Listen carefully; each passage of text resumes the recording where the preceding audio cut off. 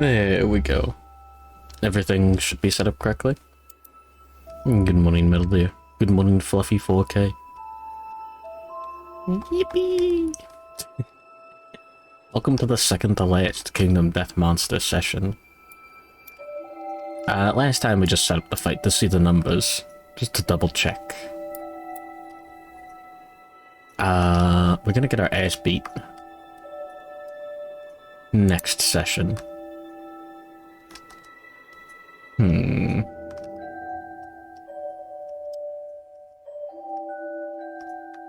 We got some more, like, stuff to do with our Excel spreadsheet. We can make a lot of iron.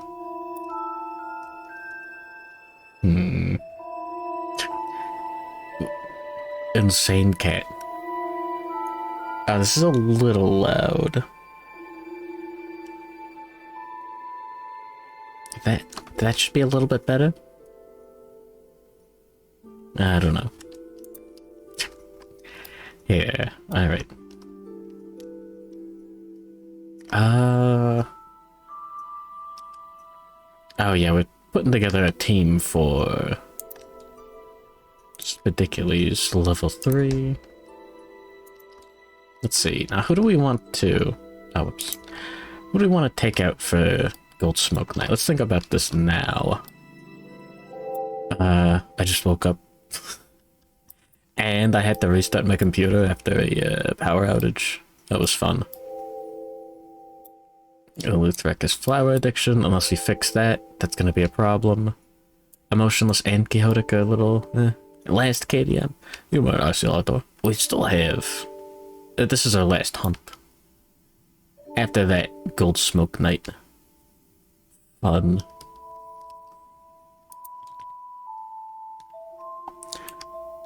So Yuzuki's gonna be here. No way.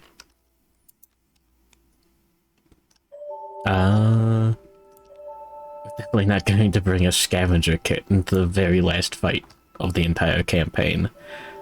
We're not getting any resources for that. It doesn't matter. And the one in Caleb OS VT? Golden Smoke Night. Gul'dan.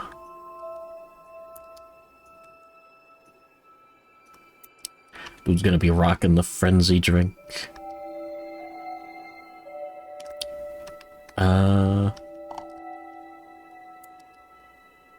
Whatever. So, he's wounding on a 14 or higher on 2d10 at the moment. We're going to use him to, like, block and tank hits for the first few rounds. We're gonna put him in the silk bodysuit.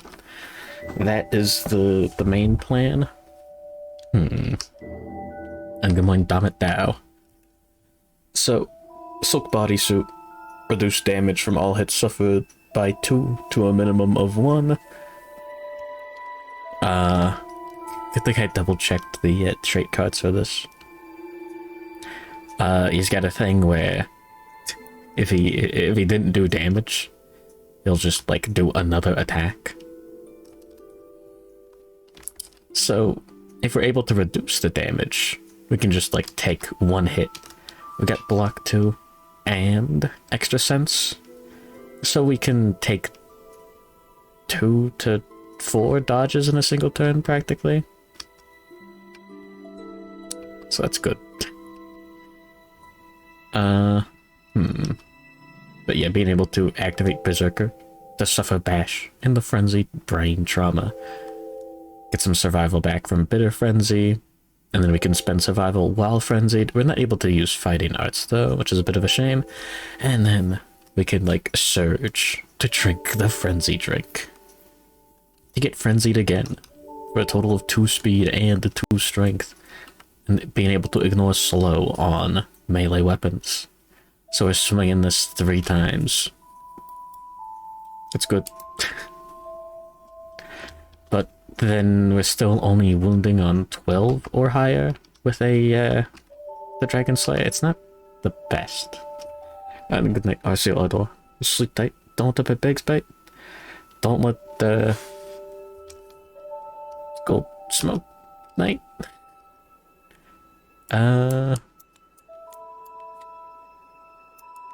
I don't know about needing the monster grease there. We could give the final lantern to someone else. And where is it? There we go.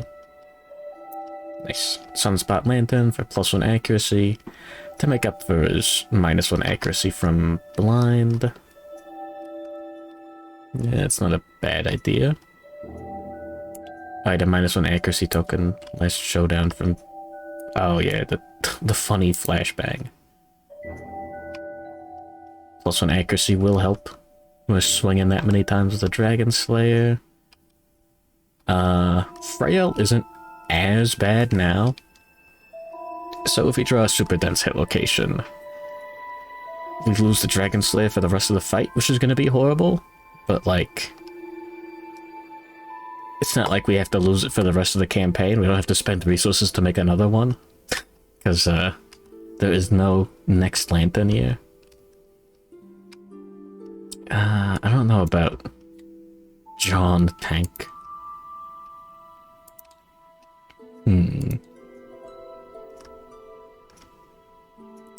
This setup's pretty good. I don't know about the Whisker Harp. He might have fucked up moods. I don't know. Might want a different lantern. But we're gonna have Jack in that slot. Because he's got Timeless Eye. Yeah. There we go.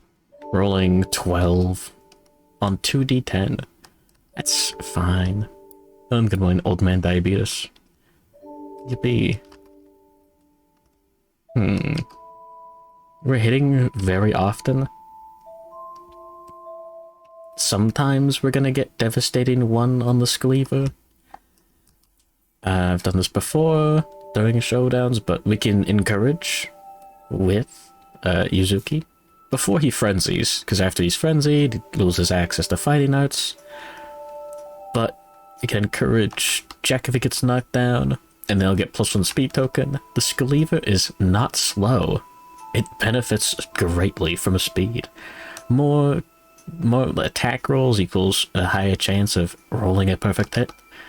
Timeless Eye, an even higher chance of rolling a perfect hit.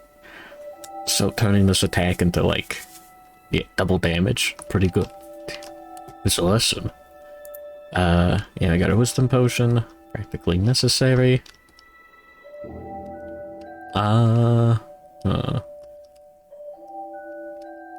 This gear grid is a little busted in the bad sense.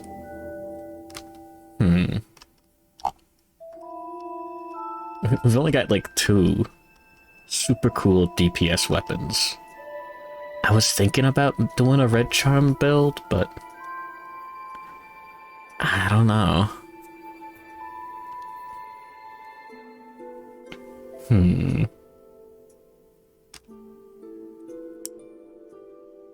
Too much thinking involved. Because yeah, if we did set up the gear grid and it was okay. So yeah, unstoppable, we attempt to wound, instead roll 1d10, on a 5 to 6 fail, 6 to 10 wound. So rather than doing all this math with 2d10s and adding our character's strength, weapon strength, any strength modifiers, any strength tokens, we just have a 50-50 yes or no when we hit. It's alright. Oh, you know what? Monster Tooth Necklace over here would make a huge difference. Like, that would be cool. I thought we wouldn't get any of that benefit. Whatever.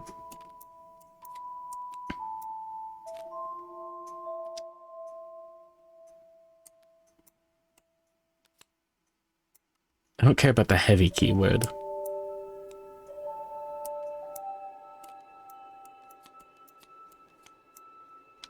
There, sure. That works fine. No one's gonna complain.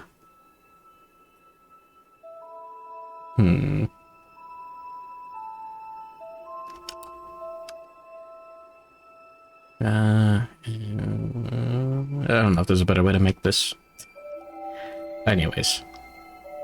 Yeah, +2 strength. How does that go? 10 or higher. It's pretty good. That means we're wounding over 50% of the time.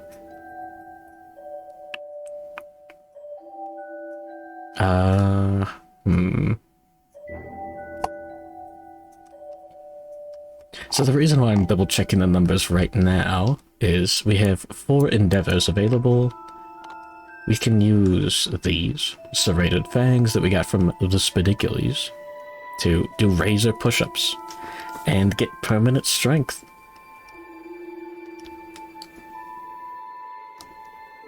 So we want to know, who do we want the strength on?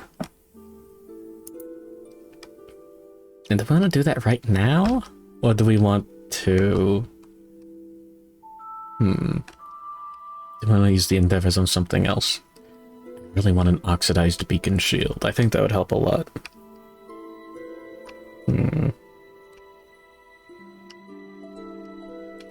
Well, anyways, we've got 2 DPS guys, kinda. It'd be nice to have a 3rd. Good morning, Ratty. Yeah, no, he's still dead. Yeah, I forgot how fucked up that was. Like, you just immediately took 2 hits to the chest for, like, an insta-kill from, like, the trap card. That was bullshit.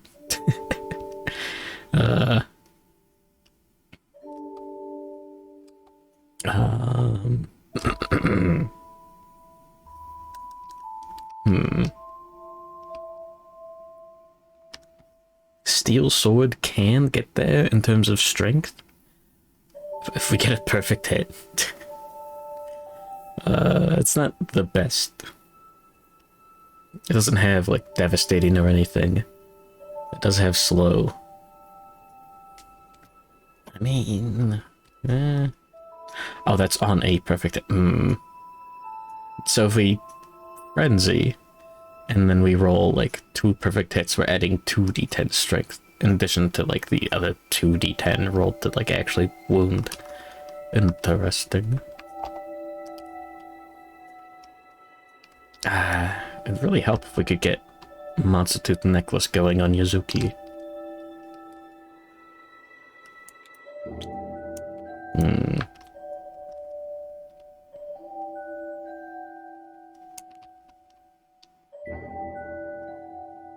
For like 2 more strength. Okay, well, we'll think about that later.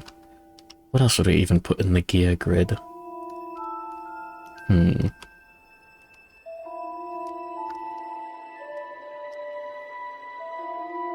I hate thinking. Survivor's Lantern can't really help with the affinities. That lantern. Because the bandage is kind of taking up space. We need a space for the silk bodysuit still. Okay, what's the next guy? We have a Twilight Sword. Doesn't really do much for us. Scrap Lantern's nice. +1 accuracy if we can get the affinities going. I think we just want another Dragon Slayer. Twilight Sword. The Legend of Zelda Toilet Princess. Skibbity bop.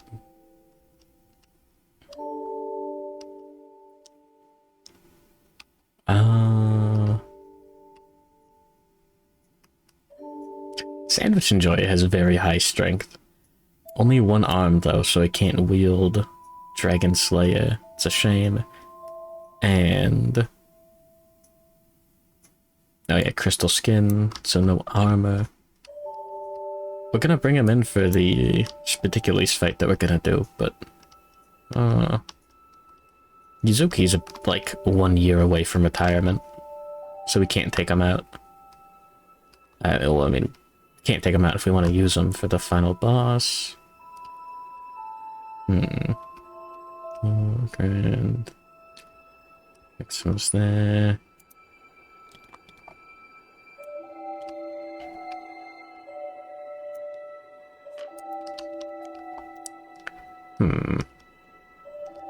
Oh, your toilet.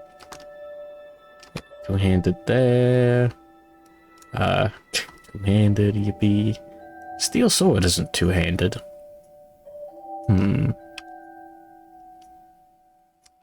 would be the worst. Okay.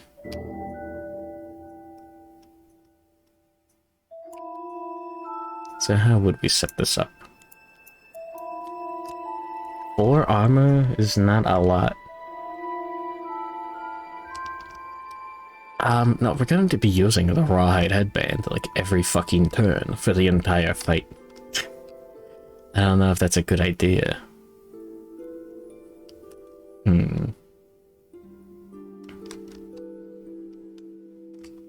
I feel like we'd rather have... Oh yeah, broken leg is a little annoying. But he's doing like knockback 5 constantly. Knockback 6 away from the monster. Okay, oh, never mind. We're fine. Yeah, I guess a tank is gonna be... What the fuck is he doing?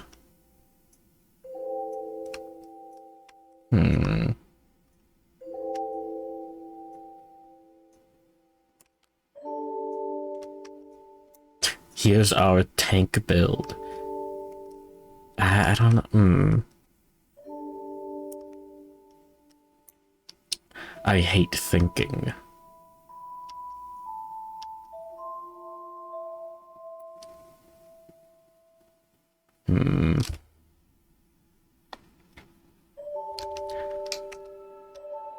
Might not be able to get Monster Grace activated.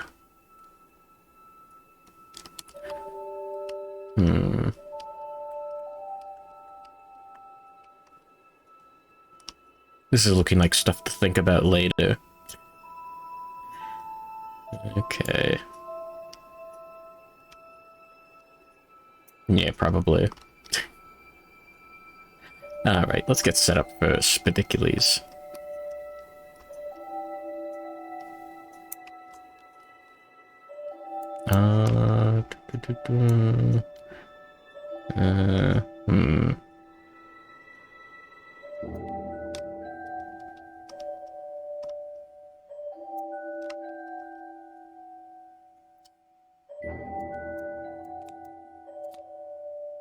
Sure.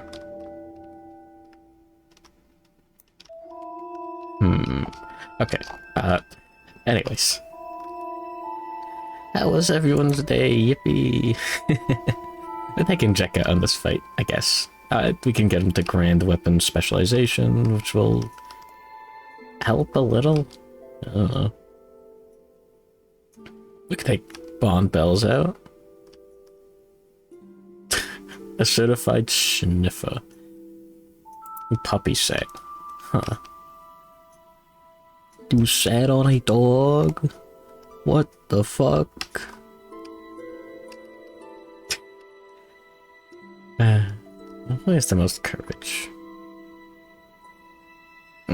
Flower addiction is fucking with me, dude. Damn it. He sat on you. Blushy, blushy.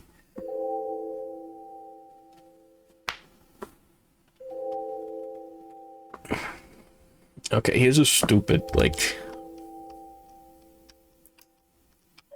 possible future.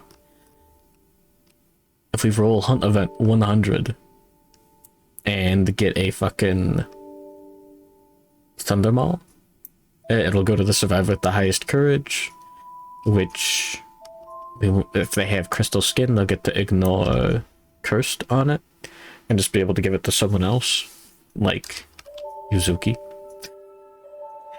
Or we could have finishes club proficiency. That would be really funny.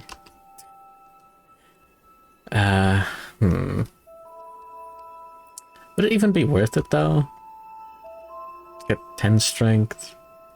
Doesn't have sharp. You'd have to actually wear the lantern armor to get the full benefit out of it.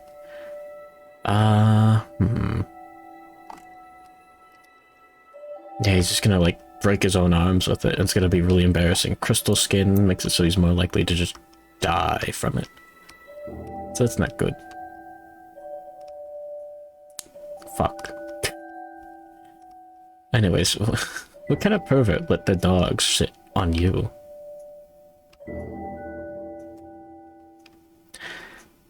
Yeah, we'll take Sandwich Enjoyer out. Yoink. We can give him the... I think Rib Blade is our best bet. Slow, deadly, more crits. Steel Sword would hit more often. Actually, Scrap Sword is probably our best bet because he's got such high base strength. Showdown, clear.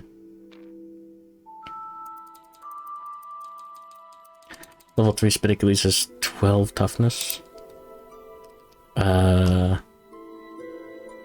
Oh yeah, he's good. Cool. We are not taking Frenzy Drink out with us. It's going to break. Going to lose subscribers. So Sandwich Enjoy is going to be clearing the Spiderlings. Crystal Skin. Can't wear armor. Gets a little bit of armor for free.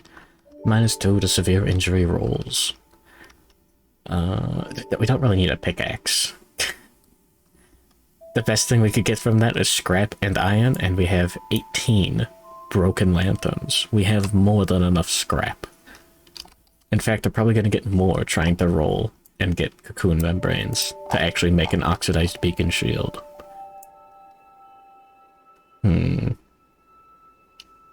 So no pickaxes. Pulse Lantern is useless. It knocks the monster down. Spidicules is fucked up and cannot be knocked down because the model is like a fucking plastic explosion, like practically.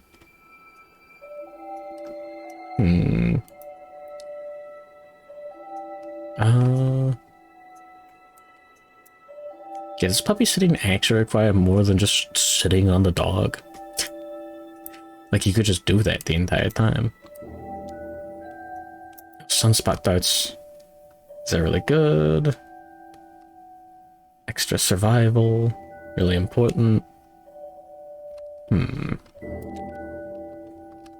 Someone needs to take these. Probably Sandwich Enjoyer. Just hanging out and making sure he doesn't leave the house. Huh. Isn't it just like regular babysitting?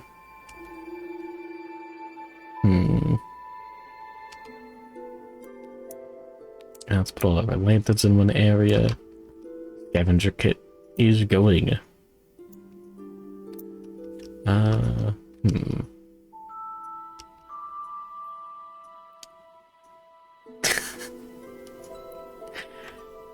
No. Dog piss millionaire. Yeah, you just gotta, like, I don't know, there's one of the things that you have to do is, like, give the dog, like, a treat every time it actually manages to piss outside instead of inside. I assume you're already doing that, but, like, I don't know. Give the dog double treats.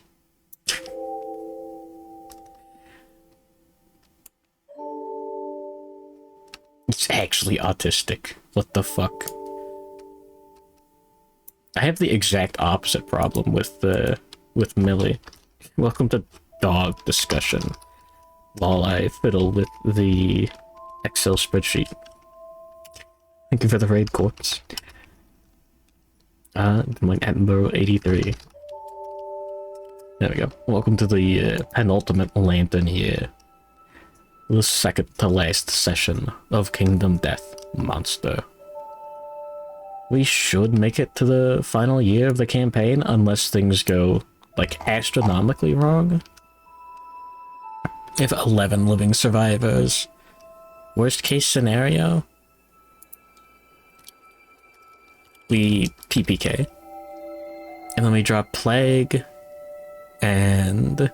oh, 4 survivors with at least 100 XP. Yeah, okay, yeah. And we could have 4 survivors just die instantly.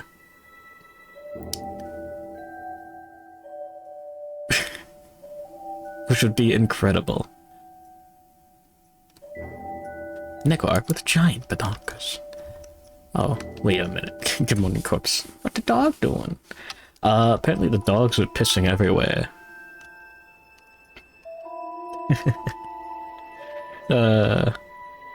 Discussing how to train your dog.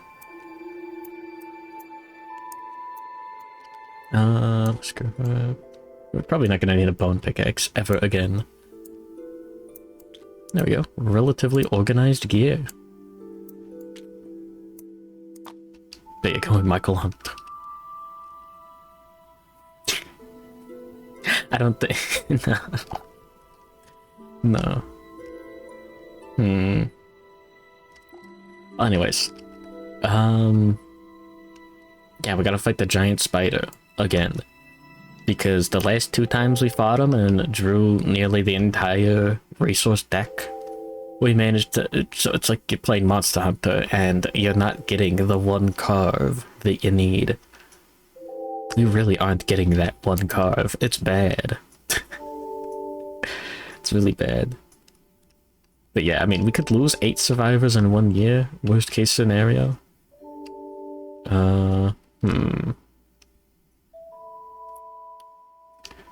Speaking of losing survivors,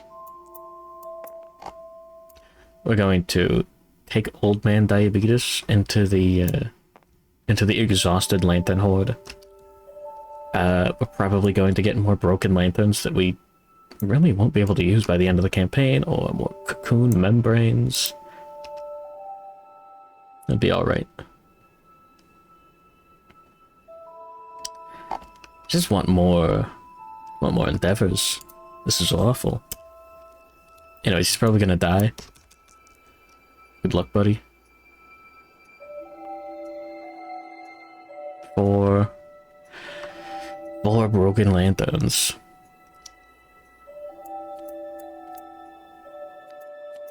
Damn it. Anyways, how's Ash Libra? It's one of the games of all time, from what I can tell. Good morning, Monty, and that's the underscore channel. Yippee. We're going to spend another endeavor to send Old Man Diabetes into the cave.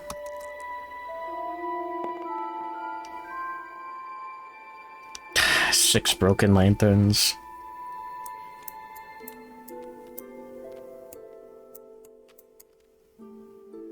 Very cool. Difficult and frustrating. It's not supposed to happen.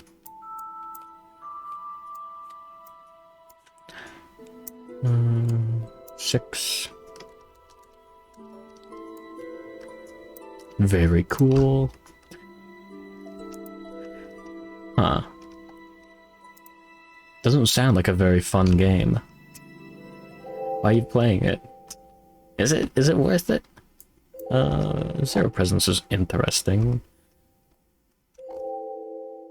I might want that on Jack for extra strength and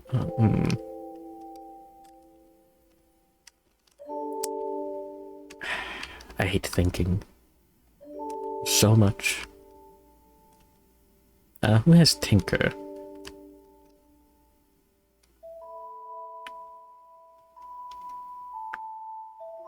We have everyone with Tinker that we can... Oh, okay. Yeah. Okay.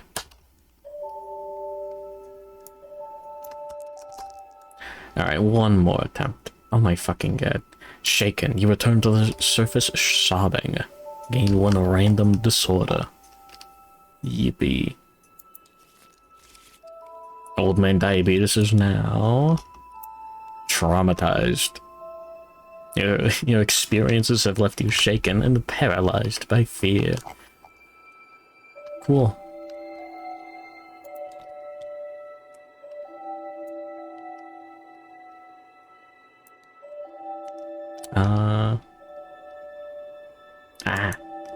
Tabletop sim continues to freeze. But yeah, now we have sculptures somewhere. Yeah. So we can spend an endeavor to put 0 presence on our inspirational statue, skip the next hunt, lose the fighting art, record it on the settlement record sheet. Yeah. And then after that, we can spend 1 endeavor to have a 50% chance of getting the fighting art. In this case, 0 presence. Oh wait, no, it's a secret fighting art, never mind. The secret fighting arts are cool because they're not in the fighting art deck. You can only get them through events. It's a bit of a shame. He wasn't even born in the settlement, he just showed up one day. Or had always been there. Which is, cool, but he doesn't get the benefits of,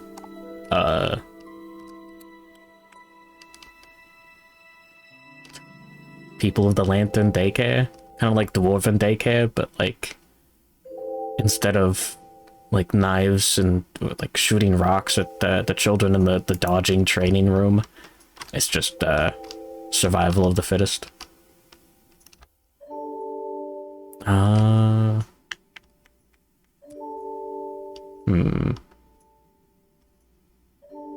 guess we should... Yeah, Nugachino would be fine to take out. We were bag as Dagoth beating up a curled up ratty in an Argonian costume. So true.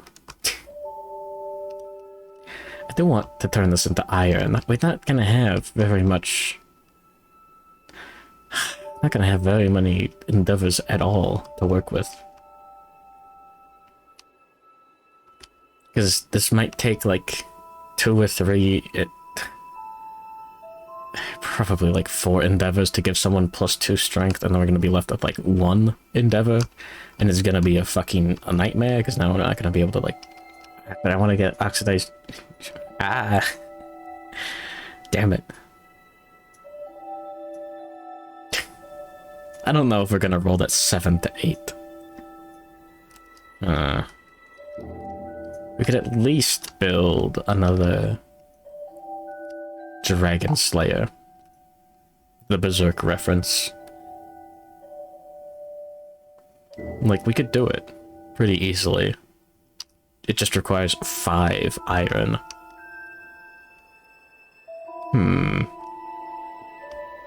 We have 1 iron and 28 scrap. And there we go, scrap smelting. We can spend 1 endeavor to either turn 3 scrap into 1 iron, or if we're lucky, turn 3 scrap into 1 iron any number of times. So, wait, what? 9? Wow. It's pretty nice.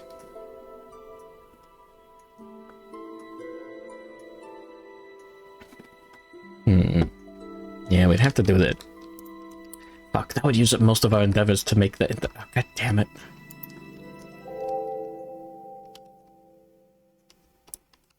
I could make a lantern glaive, which is decent. Like a lantern glaive and a polishing lantern. For a decent amount of strength. Well, I mean, like 4 with sharp, and then polishing lantern. Spend an action, polish the edge of your or an adjacent survivor's finesse weapon. +4 strength for its next attack. Once per attack. This is a finesse weapon. Although, the steel sword is finesse as well. We could have someone else rocking the polishing lantern, and then have Yuzuki, because he can like frenzy, ignore slow, get a bunch of extra speed. We could have him rocking the steel sword for just like a ton of strength. Because Dragon Slayer's not finesse. I hate thinking. My thoughts on the matter are, we probably want 1 more iron, no matter what we're going to do. So let's roll on scrap smelting. If we get 10, we can do whatever we want. Nothing happens. I'm very tempted to spend a lifetime reroll on that right now. Who are we not taking out? Like, who's dead? Oh, Chemicals has... something wrong with them? Oh no, we rescued him from the... oh, he's got the Twilight Sword. Never mind, he's got something wrong with him. I forgot about that. Yeah, I should write that down. Yeah, in case you're wondering, I'm spending so much time on the fucking Excel spreadsheet, the Darkest Dungeon Estate. We're right at the end of the campaign. We only have one more year after this. We have to make it count. Oh, almost at 10. I go and make a mook. Saint Arca in a sun hat and a sundress. That doesn't sound very saintly. There we go. 3 broken lanterns for 1 iron. Harder than bone. So true. Alright. Cool. Time to throw in our 3rd survivor. Clean up the gear grids. Saint Arca in a Moku's outfit from Toho. Yeah, we'll do Nagachino. Best case scenario, he wounds with the shield once, gets proficiency, and gets 1 more point of armor for the final showdown. Bomb bells. Yeah, we can nightmare training to get more. Yeah, I want so many more endeavors. This is awful. Can't win them all. Let's look at the gear that we want. I mean, it'd be nice to have lucky charms on as many survivors as possible, but I mean, we could. I don't know. If we had something giving down blue affinity, we do. Survivors and Lantern could do it. Give the Flower Knight badge to someone else. Don't really need the... oh, that would be nice. That'd be really nice to get. But, I don't think we're gonna manage two red affinities, a blue affinity. Sorry. 2 blue affinities, and then 3 green affinities on the same gear grid. That is actually insane. Something that only sickos would attempt. There we go. Make Jack slippery. Nice, he's greased. I don't know about the first aid kit. Someone else can probably hold that.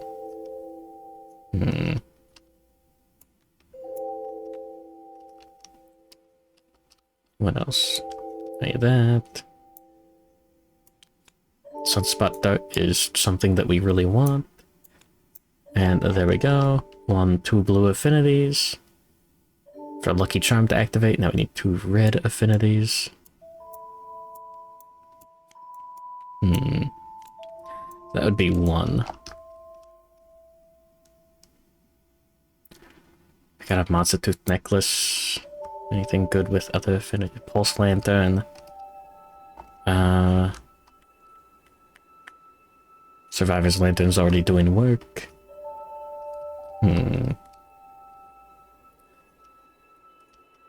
That's all. That is what it is. We could just throw in a red charm for a single red affinity. That's... okay. Yeah, this is funny. Etc, etc. Yeah, that... if you get 5 red affinities in your gear grid with this, you... instead of, like, actually playing the game when you attempt to wound, it's just a 50-50. Pretty fun. And we could just use a Bone Club solely for the affinities. cool. I guess. Doesn't feel right. You know, a knuckle shield is kind of useless.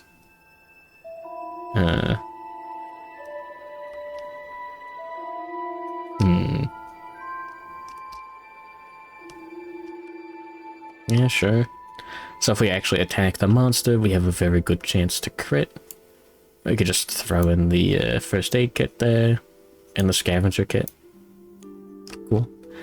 Someone else wants the Flower Knight badge. Yeah, we're attempting to wound 12. Yeah, yep, no, Dragon Slayer is good. Grand Weapon Proficiency. Megachino. Yeah, no, we're wounding extremely often. Cool, we've got one more slot. Be nice if we could give him a lucky charm. You just give him a monster grease. For only 1 evasion. Monster grease is fun. 1 evasion, green affinities, even more evasion. Reject 0/0 is wearing the Cycloid armor set. Prismatic, your complete affinities and incomplete affinity halves count as all colors. So we can just... These do line up correctly. So the question is... It's our last slot. Do we just give Jack the lucky charm? Then I gets +1 luck.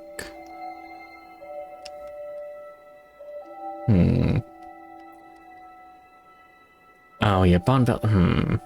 Rawhide Headband and Dragon Slayer on the same gear grid is a little annoying. We want to attack the monster with Dragon Slayer whenever possible. It's just got really high stats for attacking. Rawhide Headband. We want to look at the top of the AI deck as often as possible. It's good.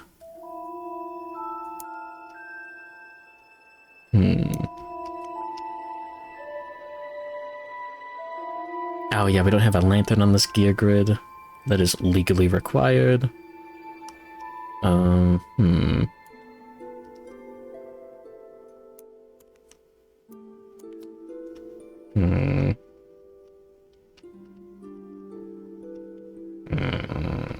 Numbers.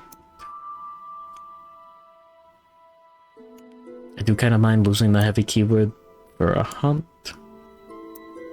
Like that, Sunspot Lantern. On this grid?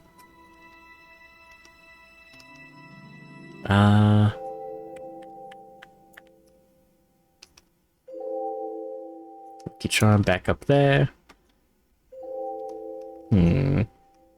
Yeah, and then just... Oh yeah, we need a lantern.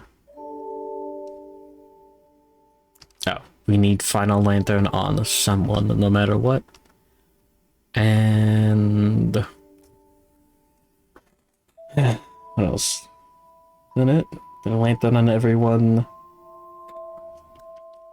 We're gonna swap these guys. Broken leg is a little annoying.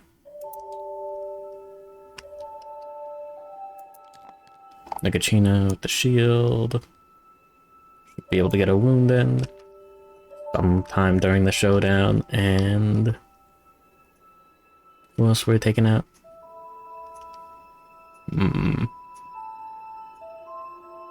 On bells.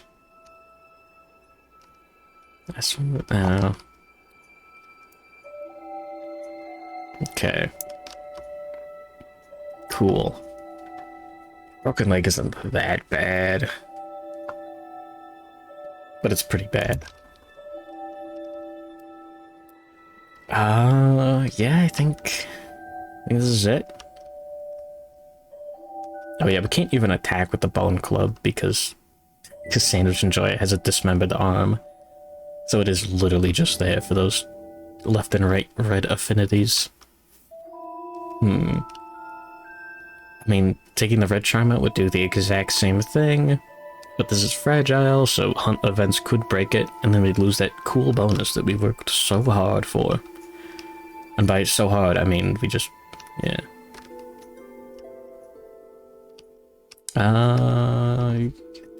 That's everything.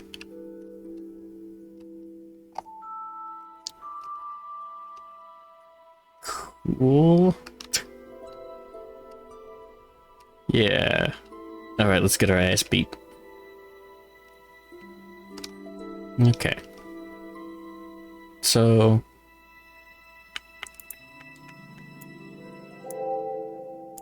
let's write down Spidicules 3 right here. So we get +4 survival, +4 insanity for departing. Cool. 1, 2, 3, 4. 1, 2, 3, 4.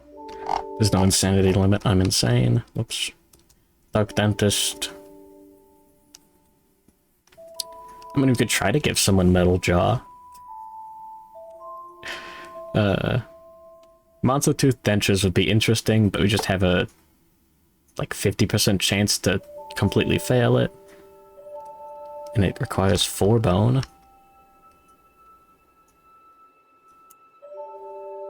Fuck, dude, that's tempting. That's really tempting, actually. I kind of forgot about a settlement event.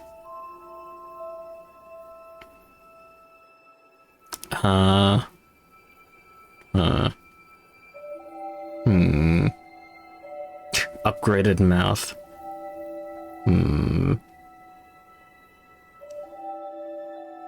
Metal Jaw wouldn't do anything for us. No one's fist and toothing that hard. A weapon with 0 strength and sharp isn't going to help us. Not yet. Who could use 1 strength, but...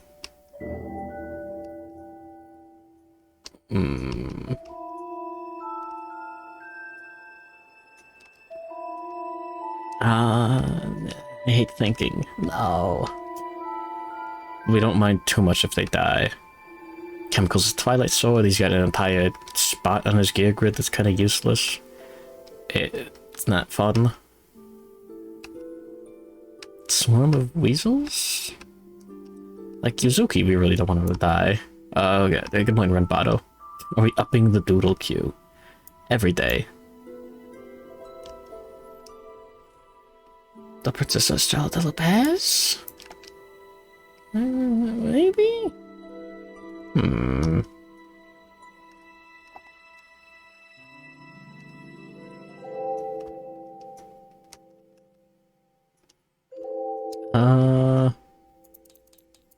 Yeah. I want to take it. Okay, hold on. Yeah, you know what? Fuck it. Fuck it. But like, I really want like the +2 strength on these from like with no chance of, but like the chance of a random. So, I hate thinking. Yeah, Black Lichen. I mean, we're not gonna be able to use this for anything. So the main point of Black Lichen is oxidation. It requires 3 leather, 3 bone, 3 organ, 1 Black Lichen, and 1 cocoon membrane. We didn't get any cocoon membranes. We're not going to at this rate. It sucks. Oxidized Beacon Shield is like just a better Beacon Shield. It's good. Beacon Shield's already like one of the best pieces of gear in the game. Oxidized Lantern Glaive, it's good.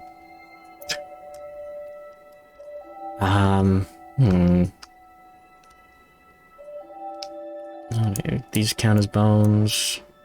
These count as bones. We're gonna get 1 Black Lichen from beating the level 3 Spidicules anyways. I get the perfect bone as well, just in case.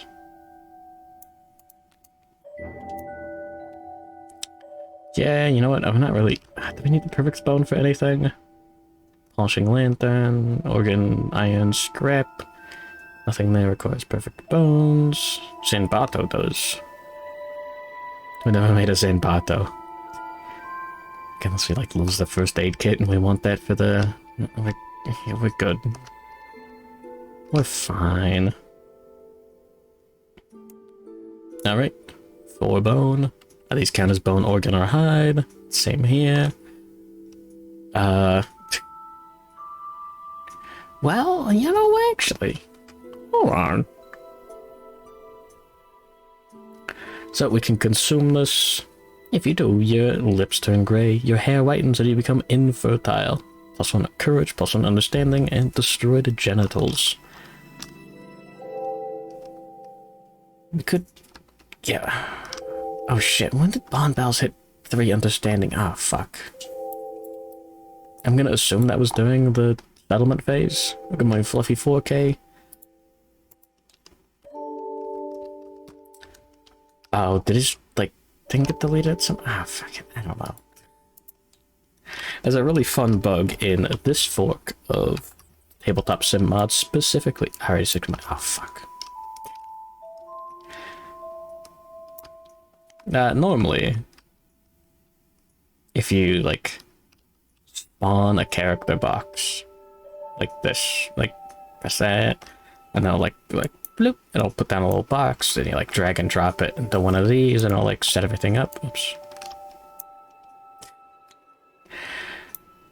You can just, like, plop it out, you can drag and drop a card into it, and then just delete it.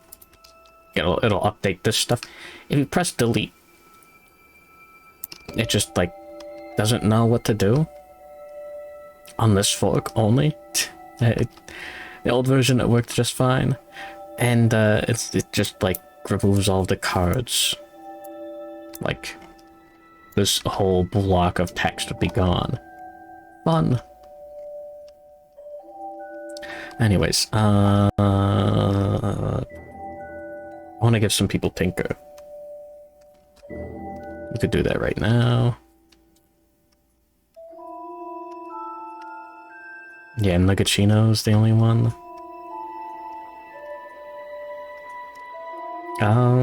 Yeah, okay, you know what, yeah, sure. Alright, eat the lichen. +1 courage, +1 understanding, and destroy genitals.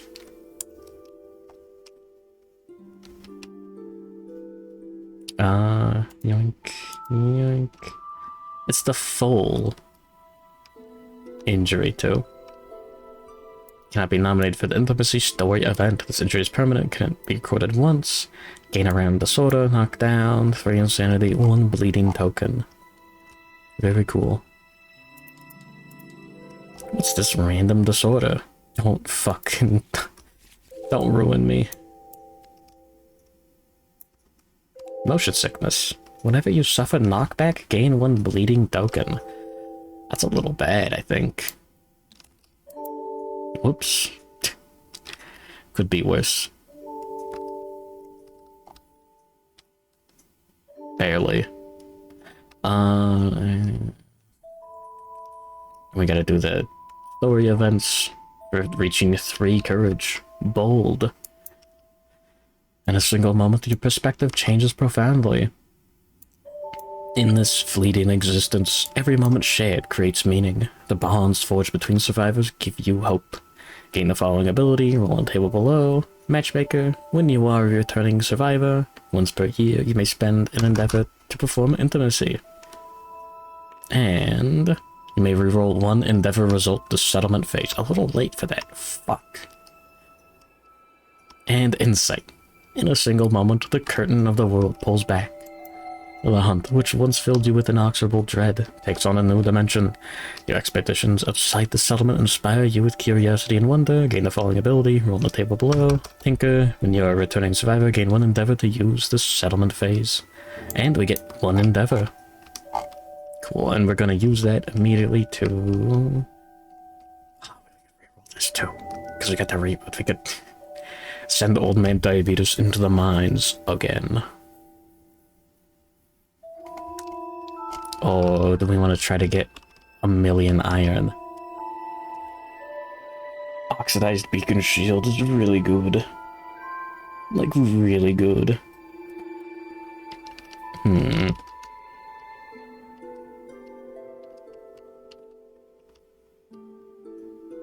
Look at Mullingoyan Vazina. Fuck it, we ball. Cool, reroll. Let's fucking go! Echo Cocoon Membrane, strange resources to settlement storage. Finally. It only took, like, what, 10 rolls? I guess, like, 5 rolls would be average to get, like, a 2 out of 10. Listen. Anyways, welcome to... Hell. I pugged because I rolled a number on a d10. I am going insane. Well, here's Cocoon Membrane. Thin copper hairs permeate this jelly-like substance. Lanterns are repelled by the copper hairs, their light bending to avoid them. Fucked up. Dark water doesn't really do anything for us. It totally does things for us. We can consume it, remove all of our disorders, gain a random disorder. Luthrek's main problem is he's got flower addiction. Oh, we've got too many crystal skin survivors. Damn it. Anyone rocking a debilitating disorder? I don't think so. Really in a scrumpy. Traumatized isn't that bad. In fact, if Jack had traumatized, we'd be able to abuse that pretty well during the final fight. Bro, let him get something worse. Thinking about it. Fear of the dark is fucked up. Yeah, I don't know how well it's conveyed, but the world is like perpetually in darkness. So fear of the dark is like the most fucked up thing you can be afraid of. Yeah, okay, let's go. I guess motion sickness is pretty bad. We can worry about that later. 1, 2, 3, 4. 1, 2, 3, 4. Didn't I undo this? And then, like, I hate tabletop sims sometimes, but you can win Veritaris. Yippee. Is the thing crossed out? On the bottom right? Oh, something else. Oh, it's the notes. If it's a... And now I can't, like, edit the notes.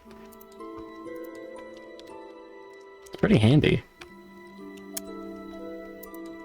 There. Alright. I'm just gonna assume that 14 insanity is correct. It's... Yeah, it's from Tabletop Sim. Okay. So, yeah, we got the bleed token and motion sickness earlier. Final Lantern has vital. On arrival, all survivors get the Horripilation Survivor status card. When insane, flip this card. It doesn't actually do anything when you flip it. Game design. 1 evasion from the monster grease. We don't have the green affinities for the second cooler evasion. And 1 evasion from the rawhide vest. On arrival, we get a tactics card and 1 evasion. The rawhide armor set. The full set bonus. Beacon shield for extra armor. It's all set up correctly. Jack 00. 4 for the parting. Oh yeah, I forgot. 1, 2. 1 survival for the rawhide gloves. 1 survival for the rawhide boots. And good morning, Doctagon.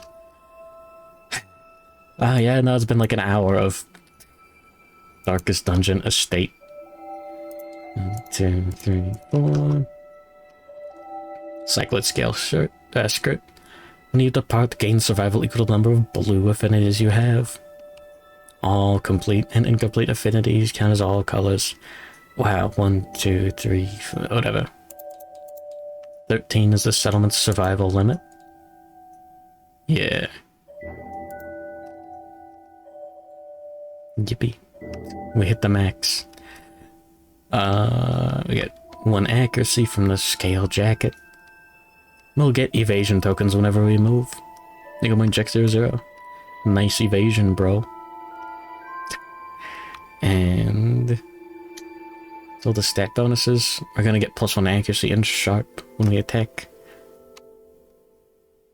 Bim dom bet bonster. So true. Bond bells. 2 insanity from the leather mask. 2 survival from the leather braces. 1 accuracy from the sunspot lantern. 2 evasion from the monster grease. Yippee. 1 armor from the leather shield and leather boots. And if you activate, move 1 space. Sandwich enjoyer. Is it 2? Yeah. Okay. 1, 2, 3, 4. And...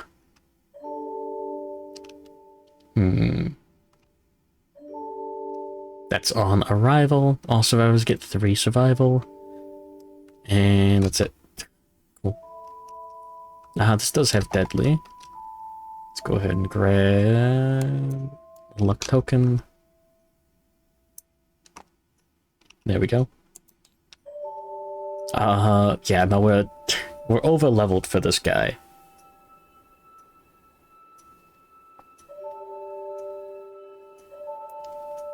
Hell yeah. Now we shouldn't have these strength tokens. Yeah, there we go. Cool. And let's go. Hunt Spidicules at level 3. Yippee. Let's go. We'll do it in turn order. First event revealers Nakachino. The way is narrow. The survivors walk between 2 cliffs that narrow until everyone is forced to walk single file. At some point, the survivors in front realize the last in line has disappeared. Each survivor rolls 1d10. The lowest rolling survivor, roll off in the case of ties, becomes the straggler. Remove the straggler from the rest of the hunt phase, they gain 1 bleeding token.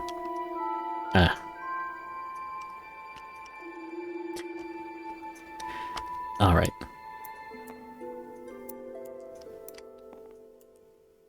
Cool.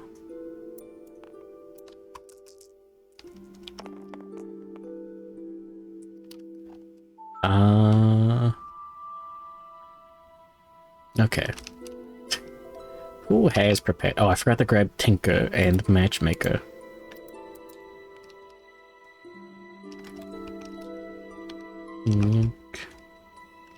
One out here has... Okay.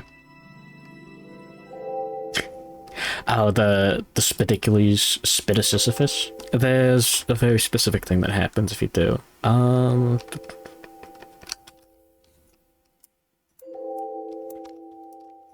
I mean, you could, and you would get benefit from that still. Spidicules. I think it says right here. There we go. Yeah, when you gain the legless ball. The settlement gains a... if the settlement already has legless ball, gain the grinning visage, rare gear instead. We could also just do that right now. A survivor with 10 plus insanity may put the Spidicules out of its misery, gain the grinning visage, rare gear, and lose its innovation. This creature, but it's ratty. Going the Iradola. Hell yeah. Spidicules Snowman. One of the future campaigns in Campaigns of Death involves the legless ball. The idea being you unlock it by ending a campaign, victory or game over or whatever, with the legless ball innovation. And then, I don't know, survivors later just come upon the legless ball just sitting there in the middle of the settlement. And that's the core monster instead of, like, the Watcher with his lantern horde. Or, like, the sun pool. Actually, it's right there. It's interesting. Block 1. When you wound with the shield, you may spend 1 survival to add 1 armor to all hit locations, once per attack. I mean, actually, that would be kind of cool earlier on in the campaign, but the main problem is we're not gonna really be able to wound with that. You're talking about shields with faces. I like the one in Dark Souls 3 that moans. You get Steel Shield as well. It doesn't look like it on the art, but the little plastic steel shield that like gluing onto your miniatures is massive. There's a reason why it gives -3 movement. It's awesome. I actually want to check the rules on this. I think that means you can spend survival to ignore hits during your attack. I think just normally during your attack you... I hate to look at rules right now in the middle of the... Oh god, oh fuck. Yeah, showdown phase. Monsters attack. Knockdown and standing. Survivors attack. Location cards.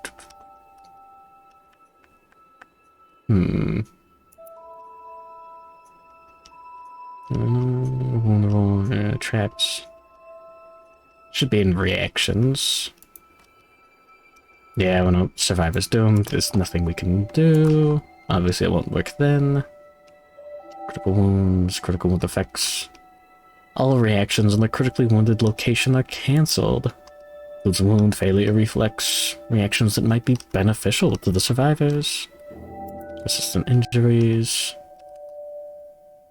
Survival actions. Dodge. Survival opportunities.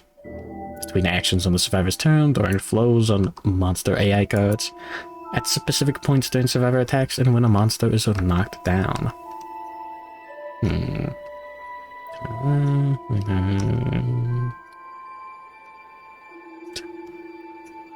Okay. Every flow on the monster AI cards is a survival opportunity. During attacks on either of the monster's survivor's turn, non-attacking survivors may perform survival actions. Yeah, so you normally can't perform survival actions, I believe. Oh yeah, no, I mean, obviously you can spend survival. There are monster reactions that require you to just spend survival. So we can't, like, dodge, dash out of the way, surge to block. But we can spend survival to ignore hits with a steel shield. That's... The -3 movement's a pain in the ass. Okay, well, anyways. Roll to determine straggler. Jack adds his hunt XP to the roll result. We got like over 10.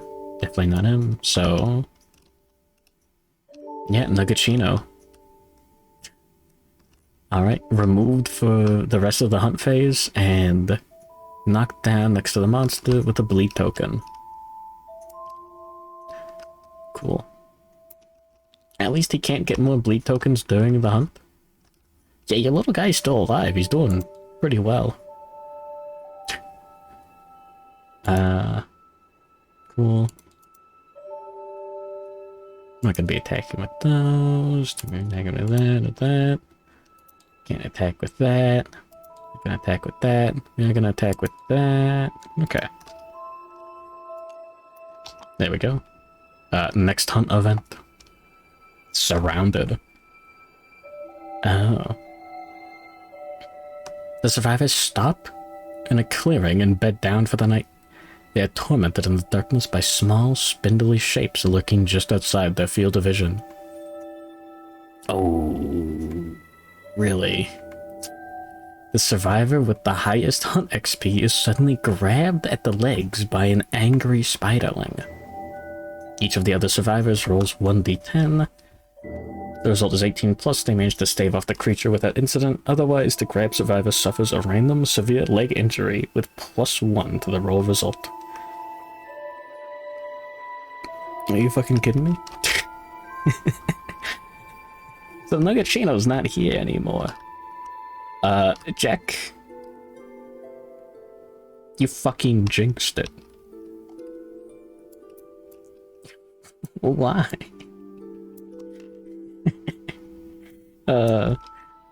18 plus on 3d10 is pretty alright.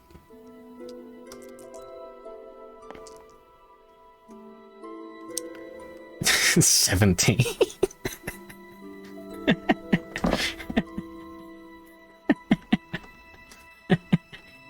Oh man. Those are very bad odds. Alright, well at least you don't have crystal skin.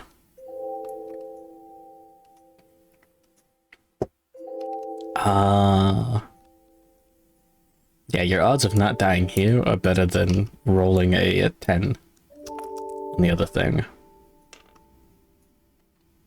4, that goes up to 5. Oof. Hamstrung. A painful rip. The leg is unusable. You can no longer use any fighting arts or abilities. This injury is permanent and can be quitted once. Gain 1 bleeding token. Does that include Tinker? Oh, fuck off. Timeless Eye is really nice.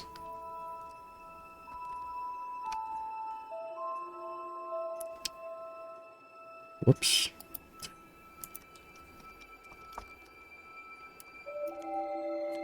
Okay. Well, shit. No, those are survival actions. Those are fine. Can you use Endure outside of the showdown? Yeah.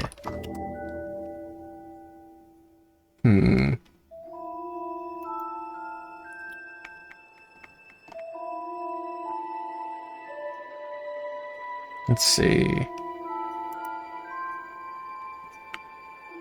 Uh-oh. Huh.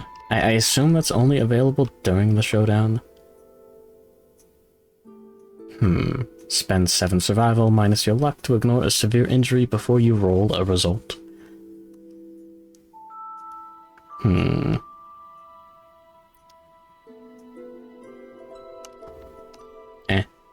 I'll look into it later. Well, you didn't die. But yeah, now abilities is like a little more specific. And we can still like activate gear and everything. It's just anything like Tinker, Prepared, Crystal Skin.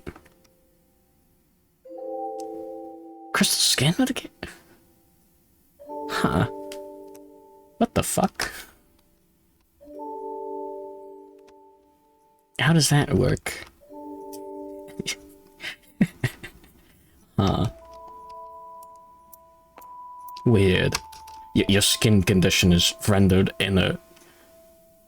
That's 06.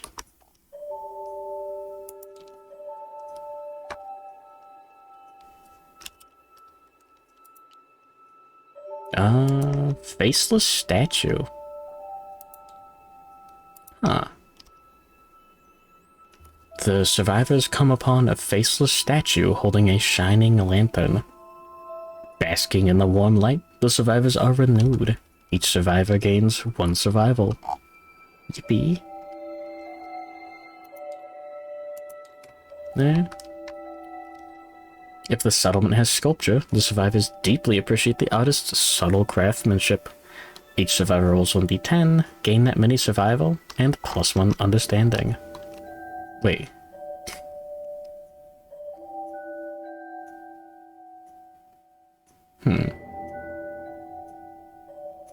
Like, do the individual survivors gain that much? Huh. I'm just gonna assume it's everyone rolls and gets that much themselves, and not it's all added together. Alright. But I'm already at max. +1 understanding. 2. Max. +1 understanding. Tabletop sim, please. 10. Hit max. And +1 understanding. And going Mega Doogles. Yippee. What the fuck is that? Oh yeah, that's one of the... This Tabletop Sim 4, I guarantee you Tabletop Sim is incredibly complicated to work with, but it's really annoying when there's bugs. Like, it's really annoying. Oh yeah. The survivors may rest here longer. If they do, each survivor heals all injury levels and lost armor points at one hit location. However, they lose track of their quarry. Move it one space away from the survivors on the hunt board. Heal more than 5 lost armor points. They stay in the shining light too long and gain a random disorder. If all survivors are insane, they cannot rest longer. We're all insane. Sorry. Yeah. Don't think you... Thank you, John Anonymous, for the gift sub to Corpse_channel. Alright, that's Sanderson Joy's turn to reveal the hunt event. Based.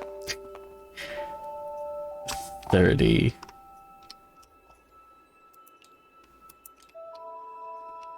Rotten faces. The stone faces start to give under the survivor's feet. They are bloated and smell terrible. Each survivor rolls 1d10. What the fuck?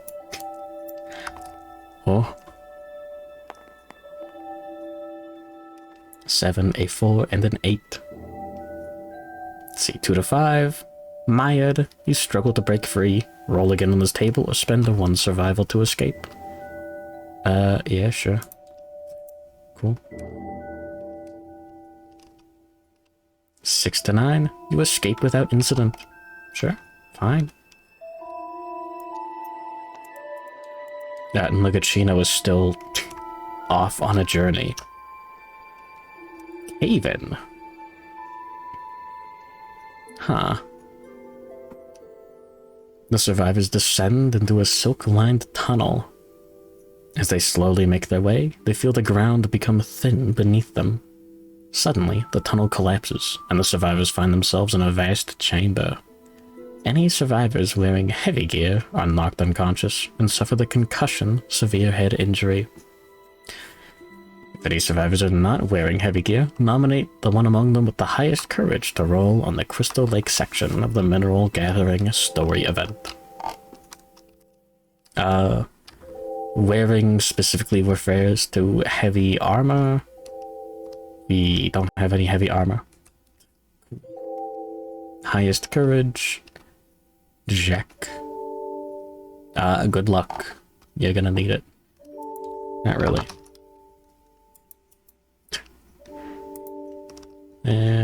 Crystal Lake. Yeah, worst case scenario, you get crystal skin. Which at this point is fine. I'm kind of glad I didn't invest endeavors and serrated fangs into pumping strength on anyone. Because, whoops. Yeah. 1d10, +2 if you have a whip. Which is a bit odd, because the 1 to 2 result is, like, really fun. 10. Find 2 iron strange resources in the ceiling. You may gain them or spend 3 survival to descend into the Lantern City. Well, Jack is insane. 1 to 4 is death.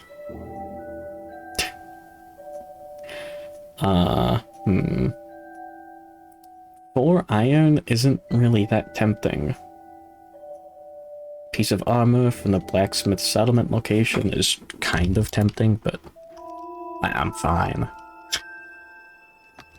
Yeah, I'm good. 2 iron is good enough. Yeah.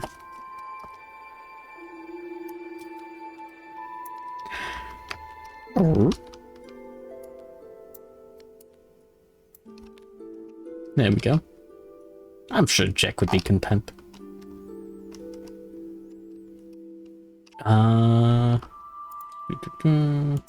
Bond bells. The forest gate. The survivors approach an ominous gate. Trees and shadows lay beyond. The forest wants what it wants. Oh, fucking come on.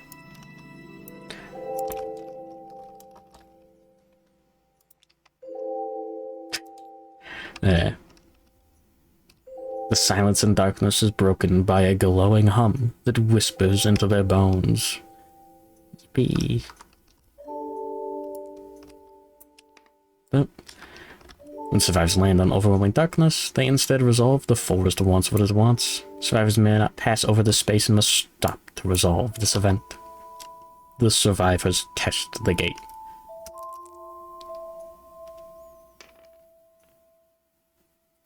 Ten. Begrudging welcome. The gate swings open a fraction, the hinges singing like a forlorn flute playing a melancholy welcome. Survivors force their way through, each gaining one bleeding token. And I guess I could take the +1 understanding pretty easily. A -1 attribute token of your choice. Pretty good. Because we have Song of the Brave. Where is it? I can play Marshmallow 980. Welcome to the incredible rolling on the table event. So we get to remove negative attribute tokens on arrival, and we got the first aid kit. So we can just remove more negative attribute tokens during the showdown if we have to. Very cool. I'll take -1 speed on everyone with like a 1 speed weapon. Cool. Oh wait, no, yeah, Nuggetino isn't in. Jack can take that. Bond Bells can take that. And -1 evasion on Sandwich Enjoyer. Cool. Anyways, yeah, welcome to video games.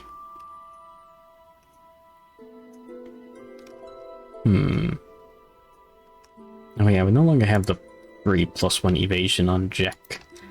I took the monster grease out. I'm a monster. So yeah, 3 plus 10 plus 3. Wow, basic math. The survivors step through the gentle swinging gates, met by a warm, promising wind carrying a cloyingly sweet bouquet. All survivors gain 1d5 insanity and +1 understanding. Yippee. Alright. It's 4. 2. It's 5. There we are. Easy. And +1 understanding. Sorry, Nuggetino.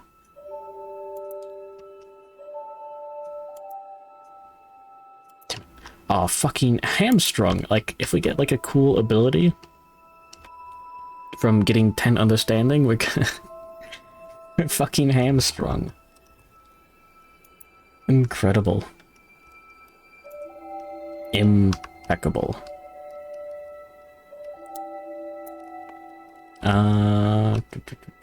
Just restrung yourself. I think we can do that at a bed.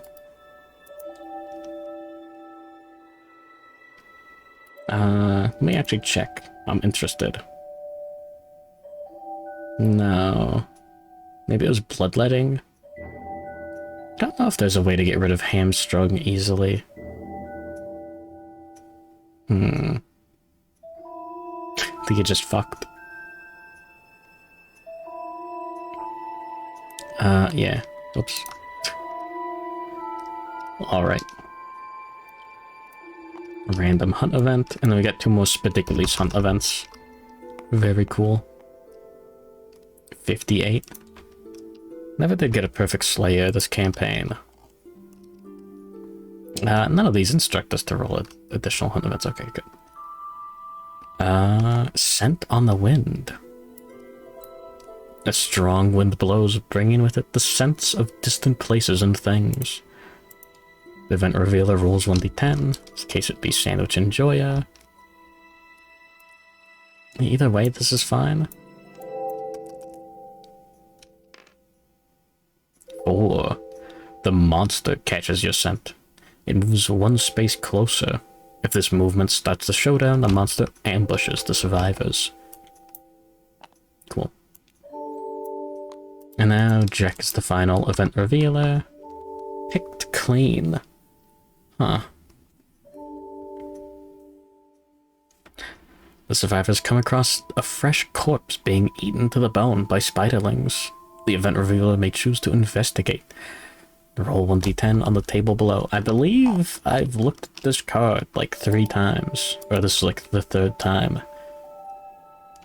Yeah, what the fuck? This sucks. When you wound a monster, add 1 armor to a random hit location. It's got 2 strength. I mean, I guess if you're doing like a red charm build, like that's alright, because it's got like good red affinities, but like... Really? You're like a unique weapon? I guess it would be good early on. It's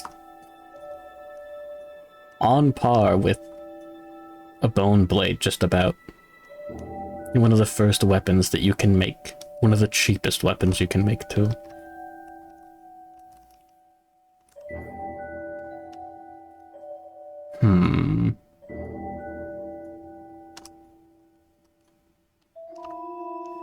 Random hunt event. Fuck it, we ball. 88. I think most of the doubles are good. Oh, come on.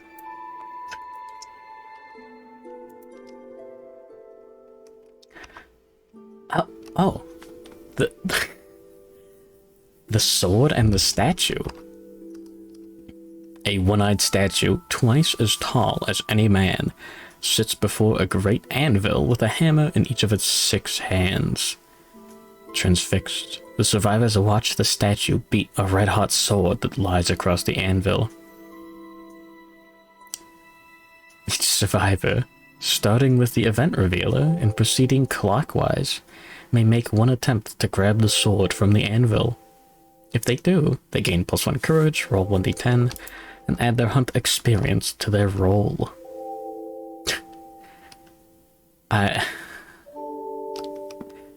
Muramasa. I don't know. Is it cursed? So this is like, I don't think I want it in the first place, but it's funny. It's actually really funny. So, weapon, melee, katana, 2-handed, finesse, other, 666 stat line. As frail, sharp, sentient, deadly, and unique. When you critically wound with this weapon, gain 2 bleeding tokens.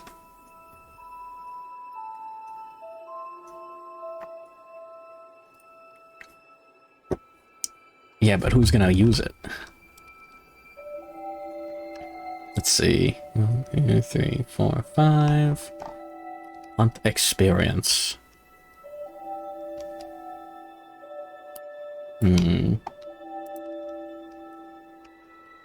It's not cursed. Sentient means you have to be insane to activate it. Deadly 2 means +2 luck. It is sharp.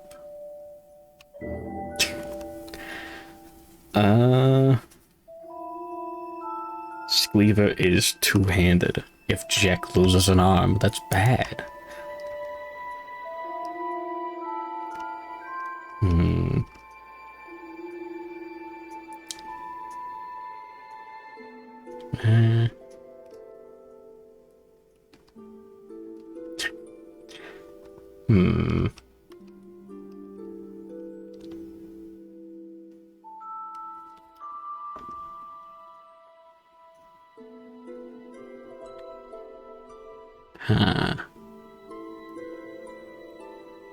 That'd be really funny. It would be really funny.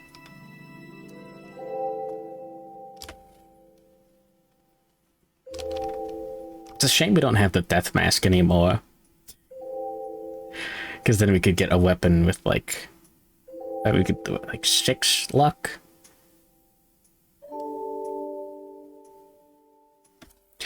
It kinda is. 6 strength plus sharp. So it doesn't look that high, but like... it's only 3 off of a Dragon Slayer. More crits is good. I don't know, we need Jack for the final. Well, I mean, I guess the only thing he's got going for him now is... well, he's got 5 strength. That's pretty good.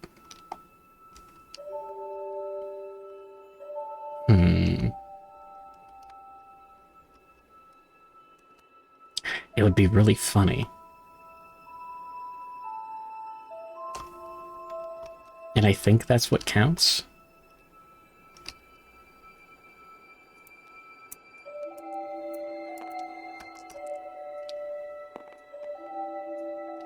Cool. Muramasa. 614? Yeah. Your speed is legendary. Gain the Muramasa rare gear. End this event. Oh yeah, +1 courage. Yippee. Cool. We'll toss out the Survivor Lantern. It is good. But like, it's the cheapest thing that we have. Everything else is too important. We're not gonna use it this fight, because Jack is just going to die. Someone else could use it, I guess.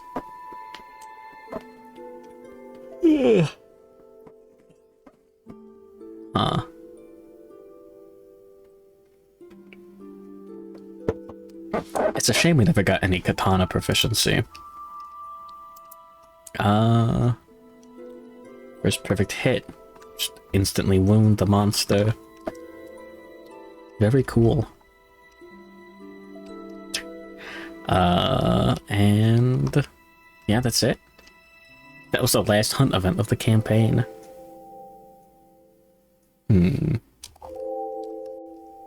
Cool. Yeah, it's got finesse as well, so we could use the where is it? The polishing lantern? Oops. There we go. And we could bring it up to more strength than the Dragon Slayer.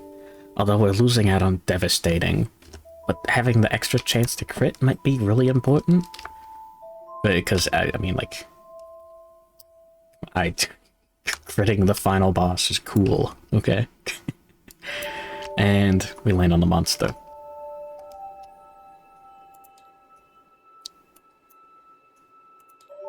Let's see.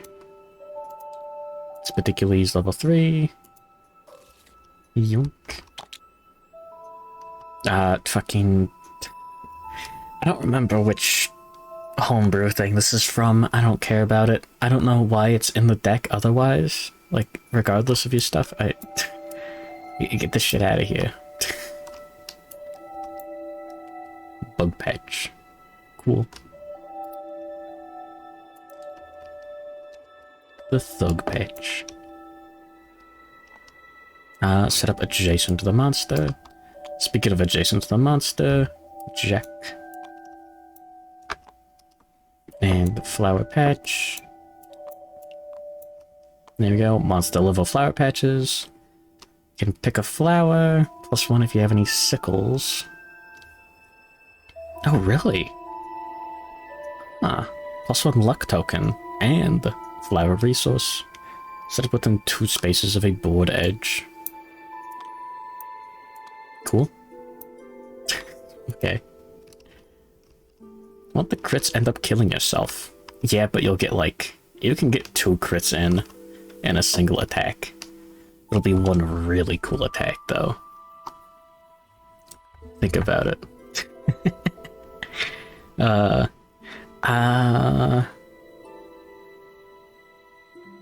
have to double check, but you should be able to surge during the attack with other survivors at some point. I don't know if you have to wait for like a regular reaction or if you can respond to critical wounds. You probably should be able to. So you can like you can use bandages on whoever's Muramasing.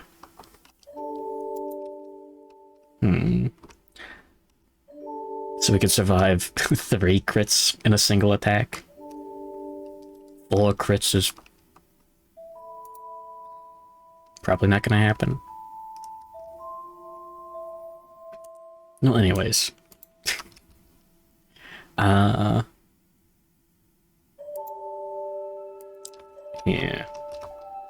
Dark Souls boss music. There we go.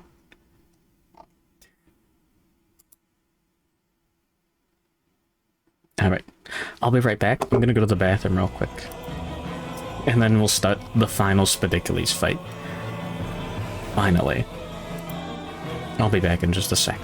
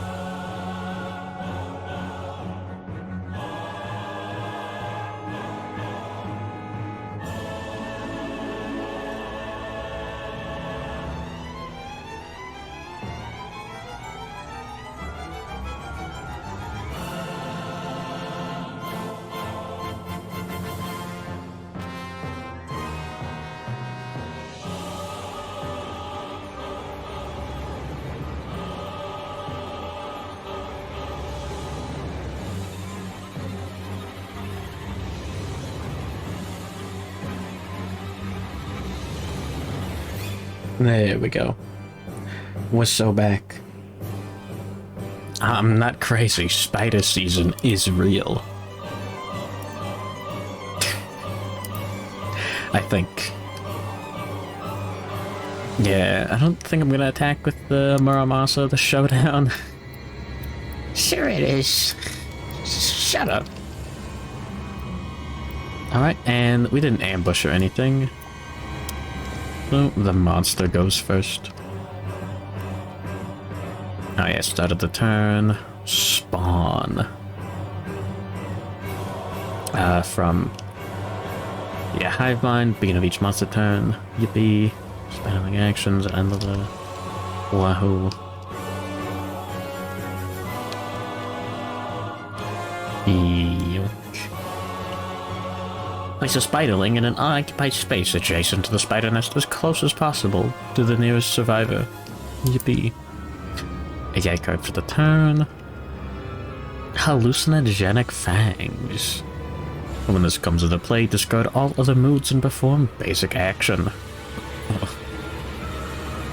After damage, target gains a random disorder. What the fuck? It's a little better than bleed tokens in my opinion, but what the fuck?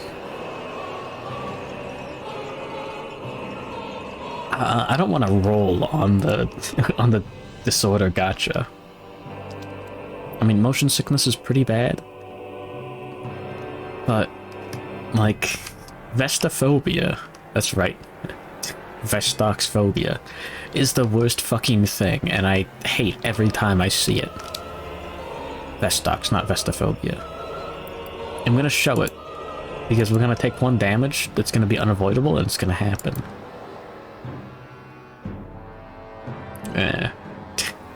Even the lightest armor rubs harshly against your skin and constricts your ability to move. Cannot wear armor at the body location. If you are wearing armor at this body location when you gain this disorder, archive it as you tear it off your person.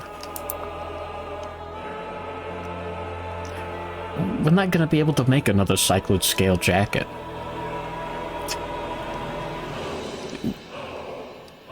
We're banking on being able to use this and the sleeves to shadow walk and get sharp on a Skleever in order to actually wound the final boss. I'm going to be unbelievably, mildly annoyed. I'm going to be spicily annoyed. If that ever happens. Anyways, hallucinogenic fangs. Basic action. Closest threat facing in range. Otherwise, closest survivor in field of view. I guess facing's down here. Closest survivor in field of view would be Nuggachino. We can encourage him back up. Oh yeah, hold on. On arrival bonuses, +3 survival on everyone from first aid kit. And Nuggachino has the Flower Knight badge, so he gets a tactics card. Make sure this is shuffled. I'm scared. Lance formation. While the survivors are standing in this formation, the survivor in the magenta position gains +2 speed and +2 strength. Okay. Sure.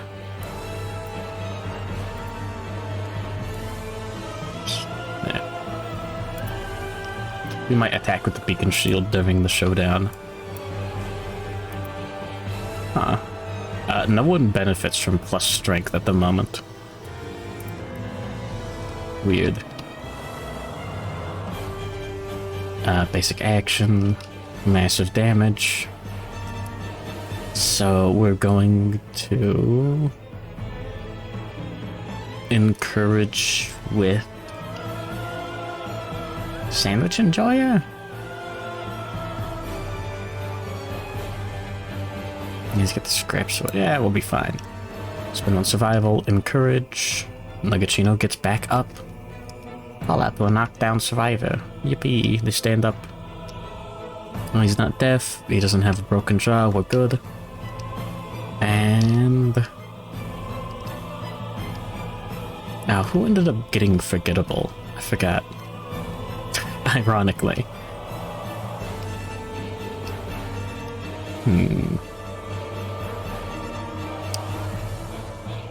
Wait, who did we...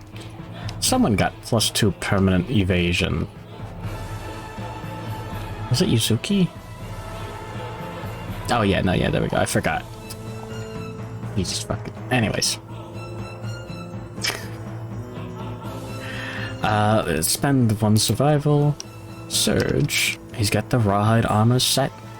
With the Rawhide armor set bonus, when you perform a survival action, roll 1d10 on a result of 6+, gain 1 survival. So, do we get the survival back? We do. Cool.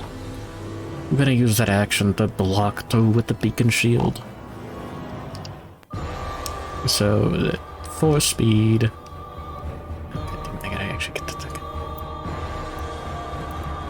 Love grabbing dice. He's got 3 evasion.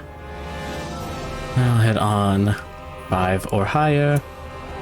And he'll deal 3 damage per hit. Cool. That's 1 hit. We got block 2. Yippee.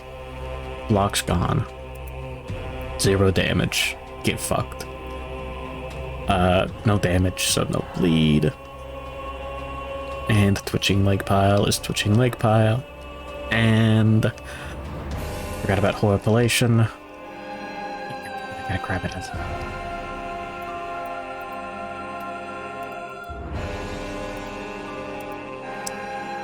search. Tabletop sim, please.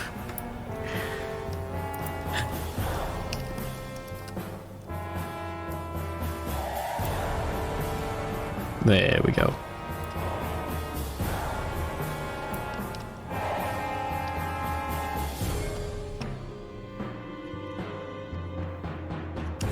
Bonk. So, whoever's the monster controller, it's horripilation. Starts with the guy with that final lantern. I gotta remember that I surged and encouraged, and yippee, wahoo, yada yada. Good morning, Jimmy Map. A little late from the corpse raid. Welcome to Kingdom Death Monster. Okay, end of the Spidicules turn. Spiderling action. Spiderlings perform the following action one at a time. Closest threat in range. My god, it's Nugachino. 3 speed, 4 plus accuracy, 2 damage, being like 7 plus to hit. Who's at the beach? Oh yeah. And Dark Souls 3. Why? Gonna spend 1 survival to dash. And move Nugachino out of the way. 3, 4, 5. How much movement does he have? 4? 1, 2, 3, 4, 5. And then we can just attack Spidicules with the beacon shield next. 1, 2, 3, 4.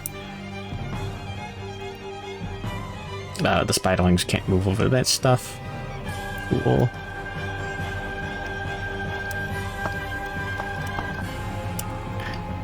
There's no spider boss in Dark Souls 3, is there?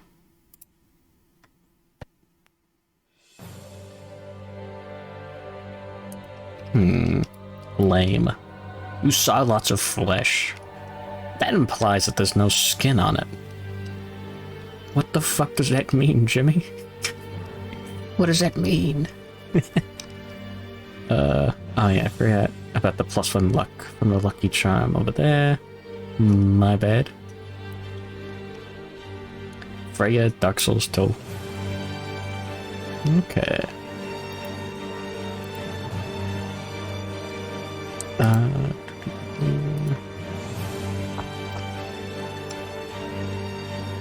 Yeah, Final Fantasy 9.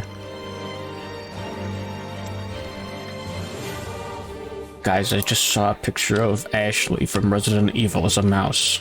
I feel different.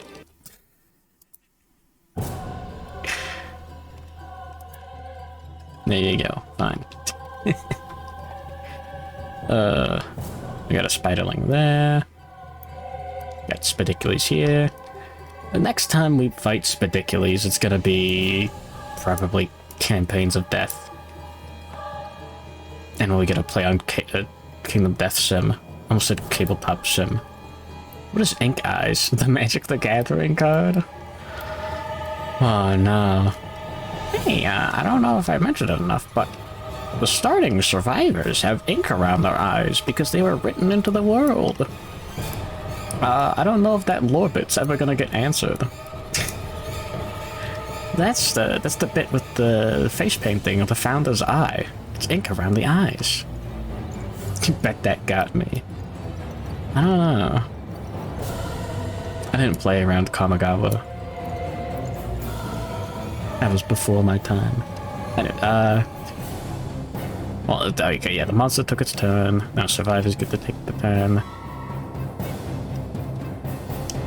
We're gonna go hardcore with our survivors to attack and then go and rawhide headband. They fell asleep writing their thesis, and now they're in hell because they wrote their thesis. Yeah, ain't thesis the ship? Like Homestuck. We're gonna attack with Nagachino with the shield. Yoink. Beacon shield. Oh yeah, we get to know what the top card of the AI deck, the hit location deck is. Fuck, I rolled a 9. Don't forget it. Segmented arms.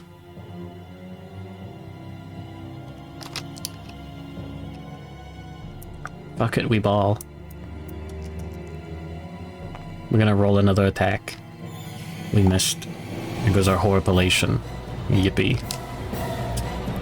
For those of you who don't know, Kamigawa is the set that... Yeah. Wait, what do you mean a lot of directions at once? Like, with the camera, or like, conversationally? Oh yeah, this was like... Inkwell... No, Inkwell Leviathan. Is it Ink Eyes Nephilim, really? I don't think that's the original Ink Eyes art. Hold on. Yeah. Thank you, Wayne Reynolds. Well, anyways. Yeah, Kamigawa was... No, Kamigawa was after Ravnica. It's shit, not ever fucking Mirrodin. The original Mirrodin set that caused, like, the largest drop in players because they fucked up standards so bad with Affinity that, like, everyone just didn't have fun. And it took them years to recover. Ink Shredded Nephilim, okay. Oh yeah, we hit him once. Yoink. Next yoink. Segmented arms. So on a wound, some annoying shit happens. A crit would be nice. Let's see. We wound on 2 or... Oh, hey, well, a crit would be nice. We don't have any luck modifiers. Yeah, cool. 10, yeah. The Spidicules gains -1 damage token. We deal our wound. And just so I know, we did manage the wound with a shield, so we'll be eligible for proficiency in the aftermath. Very cool. Fucking -1 damage turn 1. Oh, that's good. That's nice. I like that. But yeah, Affinity was just one of those things where it's like, this is the meta deck for standard, and there's nothing else that's like nearly as good. So all of the cards are really expensive for it. So that's an easy way to turn new players off.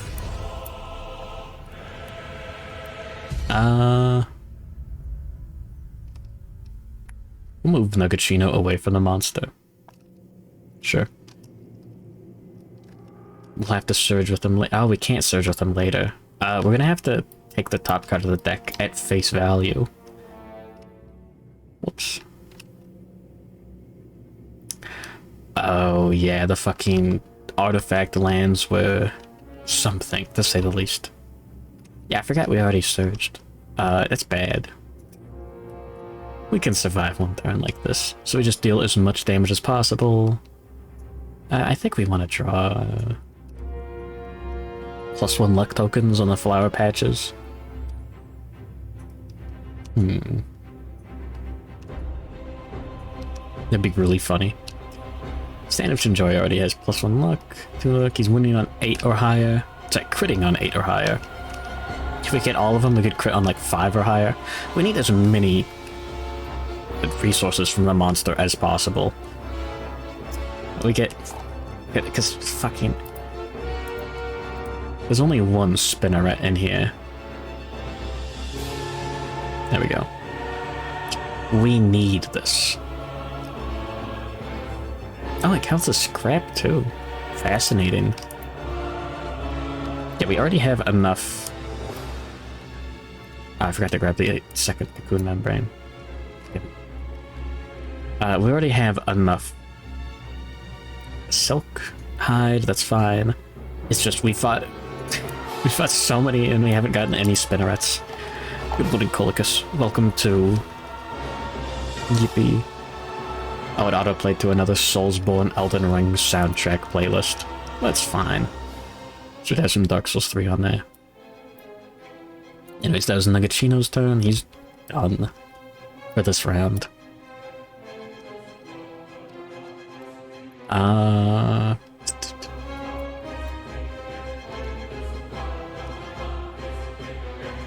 We can't get into the blind spot. That's a terrain card that's impassable. And obstacle as well.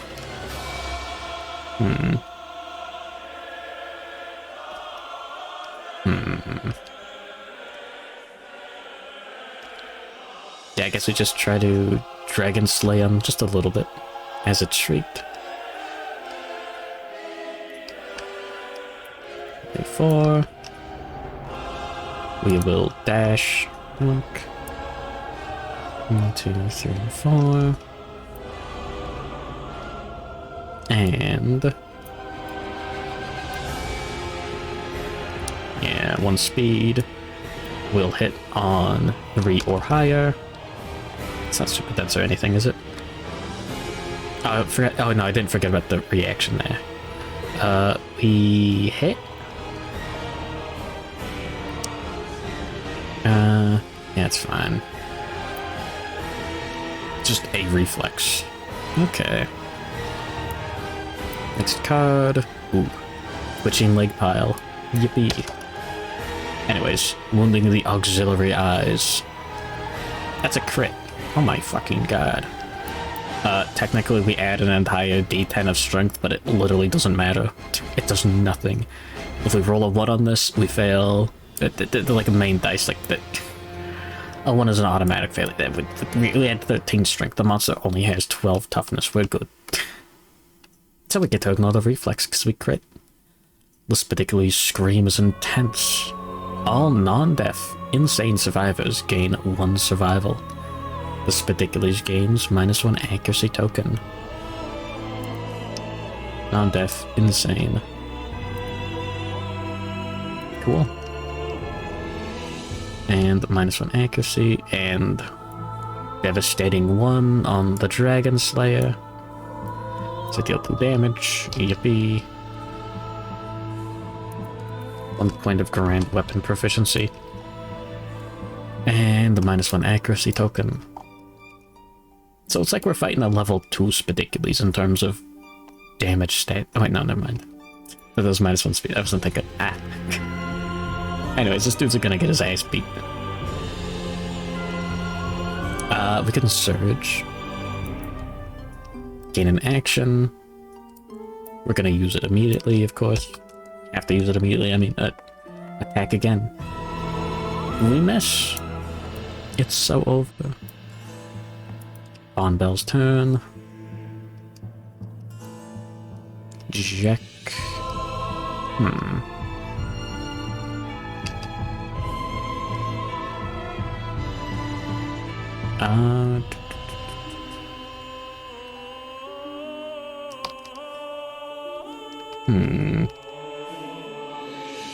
I guess we're already hitting on 2 or higher. It's fucked up. Oh yeah, we get to remove the -1 speed tokens and the -1 evasion token there, because Song of the Brave.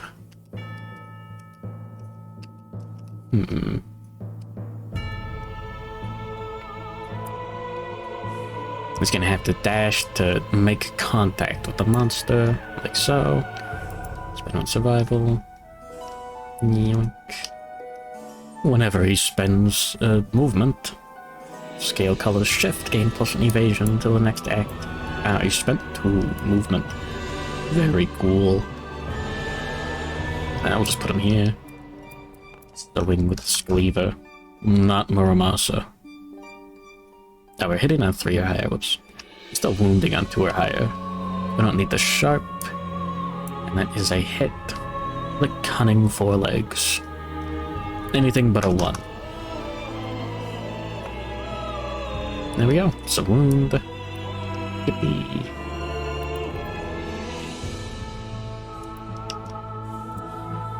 Reaction cannot be cancelled. You hack off one of the Spidicules' legs. It twitches on the ground. Place this card under the twitching leg pile. So he gets -1 movement for each card under it until there are 8, and it becomes limbless. Movement's 3, and then spit a Sisyphus during the aftermath. There.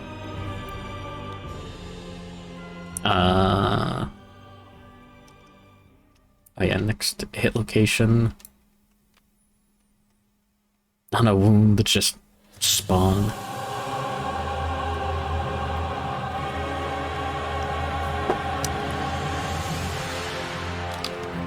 Yeah, why not? We'll surge.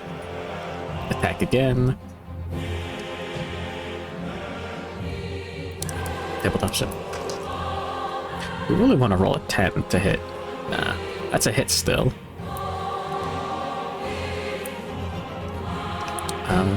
Wrong deck.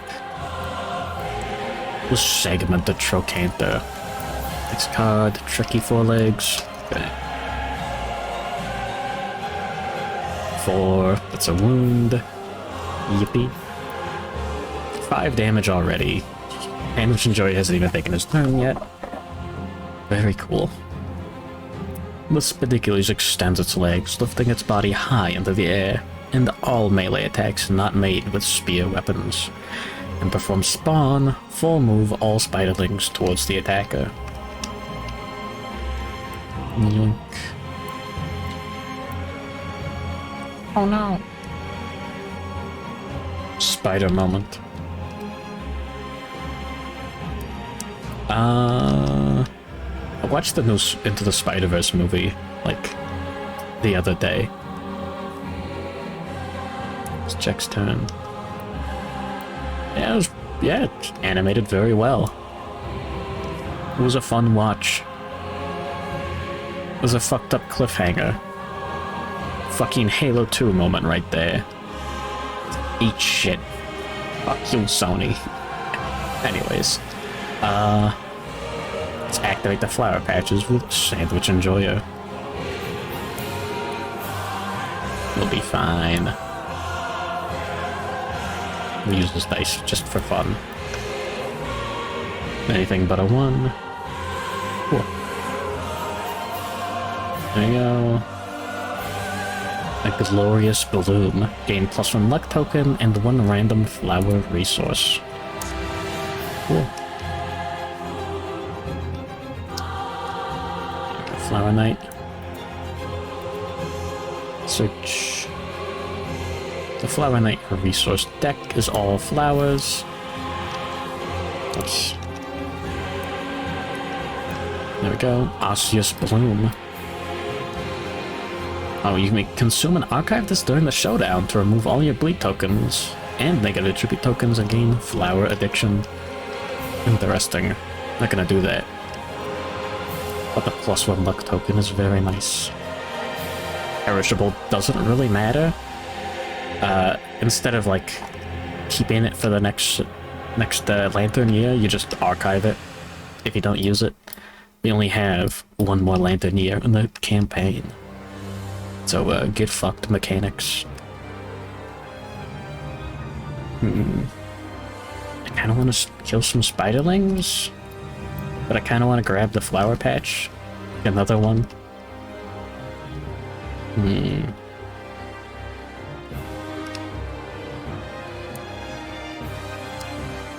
Yeah, this is funny. Move, spend 1 survival to surge. And activate the other one. Cool. A glorious bloom. Yippee! So true.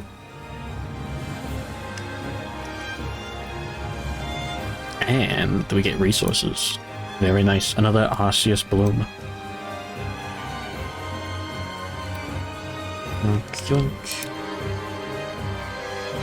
And next turn.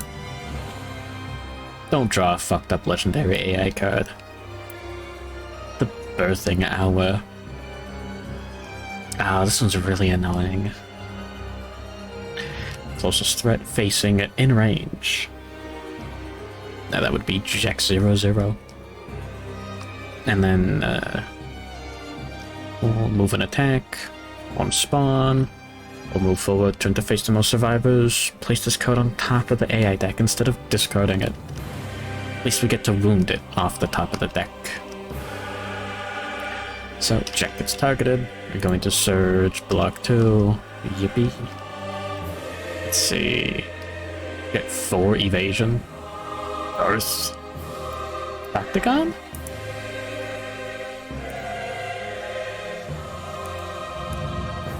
I'm glad you're very engaged with this board game. It's Spidicules. It's a spider. It's making a bunch of spider babies every single turn. Yippee. The miracle of life. And the miracle of Scrap Sword to the dome. Let's see. Yeah, 4 speed still. Hitting on... We got 3 evasion on... Sorry, we got 4 evasion on Jack. Slippery. I got tabletop sim, please. 6. It's got medicine accuracy 7 or higher. And only dealing 3 damage per hit.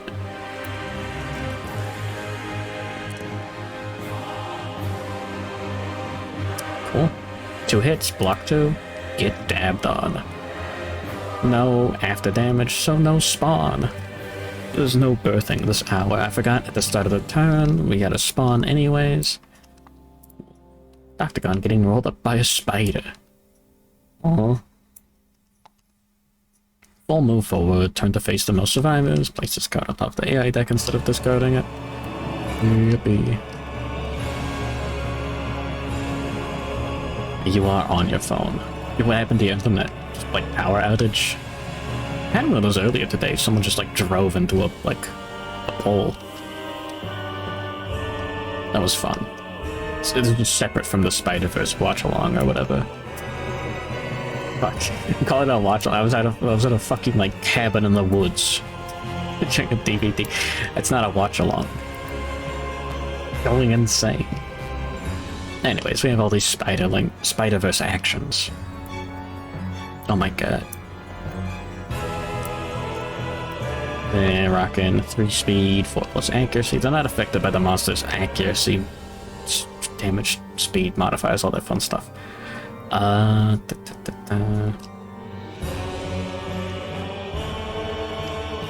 Comcast outage. Beautiful. I think this little guy's turn first. We'll target Jack. Jack will dash. Yoink. The monster tries to reach him. Fails. I mean, technically he gets another evasion token for, like, until his next act. The Spiderling is the closest survivor. I guess 1, 2, 3, 4, 5. 1, 2, 3, 4, 5. No, equidistant. We'll go for Bond Bells.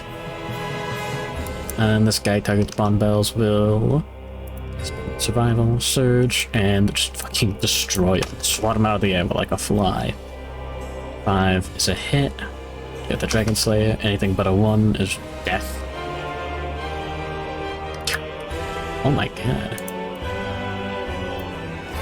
Spiderling's gone. I'm just surprised I didn't roll a 1. Very cool. And now it's the survivor's turn. Jack can go first. And... oh yeah, he's got the death die. Horripilation gets passed along. Yoink. We'll put him underneath the Spidicules. Very cool. So, like, the monster occupies these 4 spots, but you can stand there because he's like, here. This is about with the models like on the table. It's really fucked up. Imagine playing with this. Like you're playing Monopoly and then someone's like moving an entire apartment complex around the board instead of like a thumbtack. And you have to like put your pieces underneath them. It's like, it's bullshit. I can't wait for Tabletop Sim. That Kingdom Death Sim. Yippee. Well, anyways, we'll attack. We are attacking from the blind spot now. We get +1 accuracy from the Cycloid Scale Sleeves, Shadow Walking, and from just attacking from the blind spot, we're hitting on 2 or higher. A 1 is still an automatic failure. Cool. Yippee. I kind of want to get greedy. We're gonna get greedy. Attack with another dice. No perfect hit. Not the trap card. Let's fucking go. Alright. Tricky forelegs and cunning forelegs. There's no downside to attacking the tricky forelegs beforehand. This is gone. In case you're wondering, we only have level 1 Lantern Research. We can just use the death die to add an attack roll to an attack. Awesome. Anyways, anything but a 1. Yippee. Birthing hour is gone. Additional -1 movement token. Running 4 legs. We might get bashed. That's fine. Oh, it's a failure. The attackers within 2 spaces of the Spidicules. They suffer bash and knockback 5. Tabletop Sim? There you go. I'm knocking back this way. Keep everyone around the same area. And that was Jack's turn.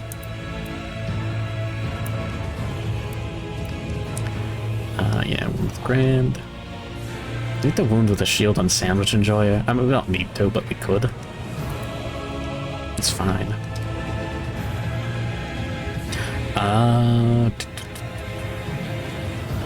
We should have stood him there so we could activate and then activate this one without moving. Yeah, whatever. We're gonna activate the flower patch there after moving 1 space.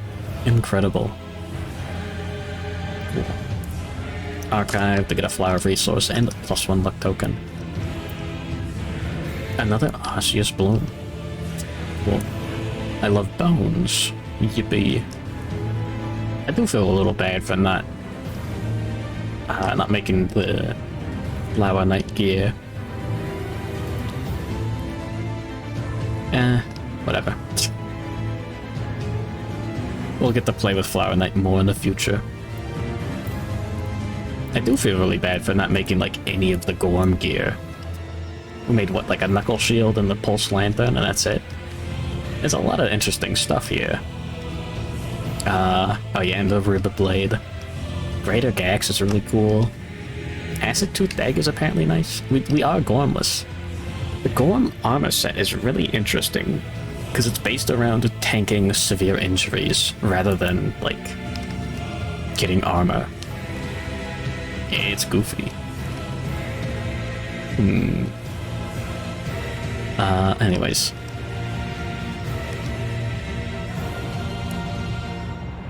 We can dash and surge. Sandwich Enjoyer. Bonk bonk. And attack with the Scrap Sword. Aiming directly for this single spiderling.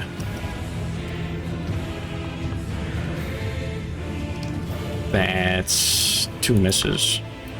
Fuck. That's annoying. Well, we can move Bond Bells right over here and attack said spiderling. There we go. That's a hit. Anything but a 1 is death. Whoa. Another 10. On Bell's turn, we could dash him closer to those Spidicules if we really wanted to. We're gonna take Nuggetchino's turn. We're going to activate Rawhide Headband. Look at the 2 AI cards. Yeah. You get lots of VOD muting. I normally play video game music. Last Kingdom Death Monster campaign, like 2 years ago or whatever. It got like... I added anime music to the playlist because like, oh man, dude, what if like the Gurren Lagann, like... Yeah, Libera Me from Hell. What if that was playing during like the showdowns? Wouldn't that be sick? And it turns out it would be sick if the VOD got like blocked from being uploaded on YouTube. Caustic Pheromones. Really? This comes to play, discard all other moves before basic action. Comes to play, all Spidicules attack profiles gain after damage. Target gains a priority target token. Or Autothesis. The spiderlings fucking explode. Kingdom Hearts 1. Oh yeah. I'm going Del NBT. I don't split the tracks. So I should probably learn how. But that's lame, it's for losers. We may as well dash with Nuggetchino and get the survival back. No.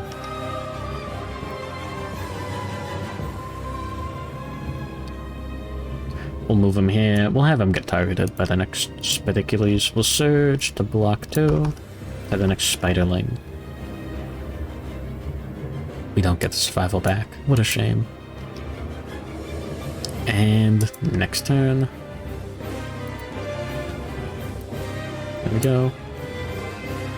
Yeah, I did that right. Basic action targeting the furthest survivor in range on a failure. Interesting.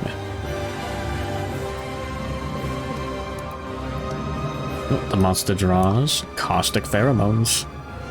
Discard. Now we don't have to worry about random disorders.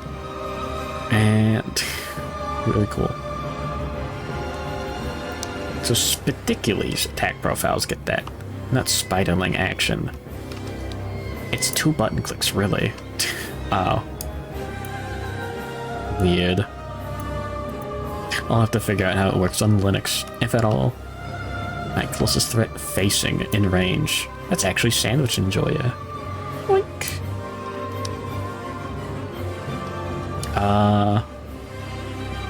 Well, I mean, before the monster moves and attacks. We can surge, block 2. Like, 1.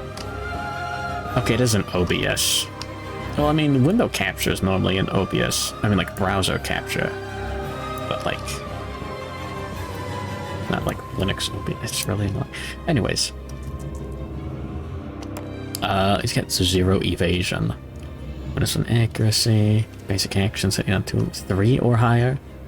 That's 2 hits, they both get blocked. Get fucked. Cool. Easy. No bleed, no priority target token. Cool.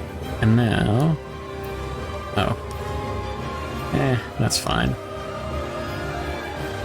Spiderling action. Oh, I forgot to spawn as well. Every time. We'll spawn close to Nuggetchino. We'll take this little guy's turn first. He'll go towards Sandwich Enjoyer. He will simply spend 1 survival to dash. And get out of range. Yoink. Now...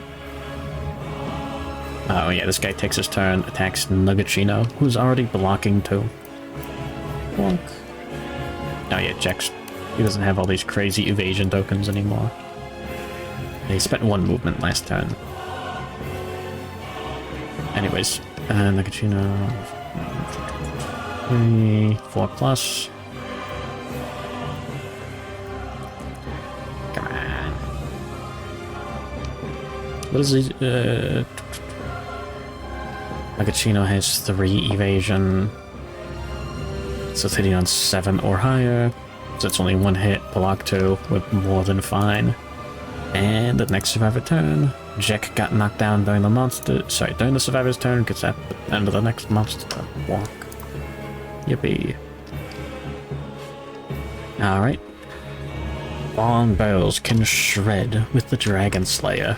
That'll be nice. Sandwich Enjoyer can shred with the fucking... I can give him -1 speed if we crit. The Scrap Sword's gonna be really funny. We'll use the Dragon Slayer on the little guys. Sure, fuck it, why not? We're taking Sandwich Enjoyer's turn first. He already surged, so I can't do anything too fun. 2 speed, 4 or higher, because we're in the blind spot. And 2 misses, what the fuck? Snake Eyes. That's not that bad. Oh no, Jack. Cool. Let Jack shred the monster. Skleever. Couldn't leave her, even if I tried. 1 or higher. It's a hit.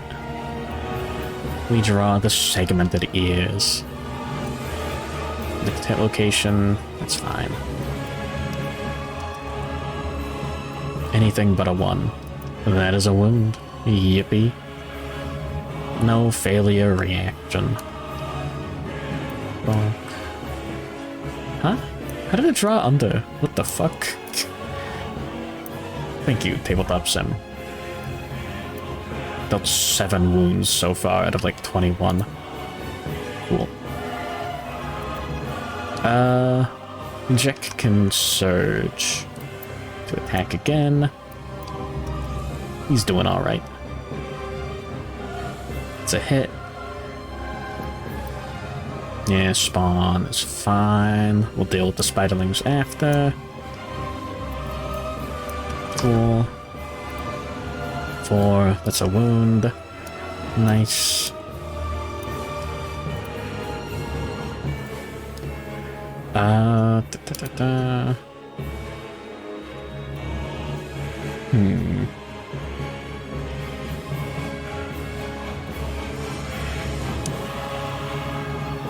Kinda wanna just hit the monster with Bond Bells. Oh yeah. The Spidicules extends its leg, yeah.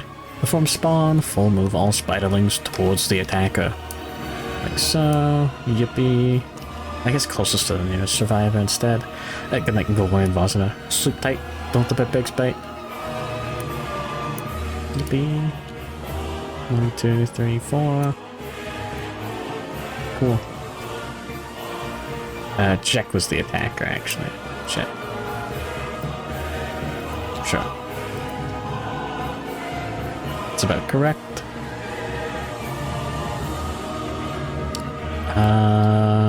Cool. It's a few too many spiders. I mean, we'll be fine. It's not like they're actually doing anything, like, dangerous. We can just move Nuggetsino here. And try to smack him with the beacon shield, because it's funny. One of the spiderlings. 6, that's a hit. There we go. A 1 is not a wound. Shame. But yeah, come on, Gorian. Don't let the fucking spiders in your room unionize. And we'll surge. We'll get the survival back. Yippee. Activate Rawhide Headband. Look at the top 2 AI cards. Put them back in any order. I guess we'll clean up spiderlings with Bond Bells. Jumping spiders.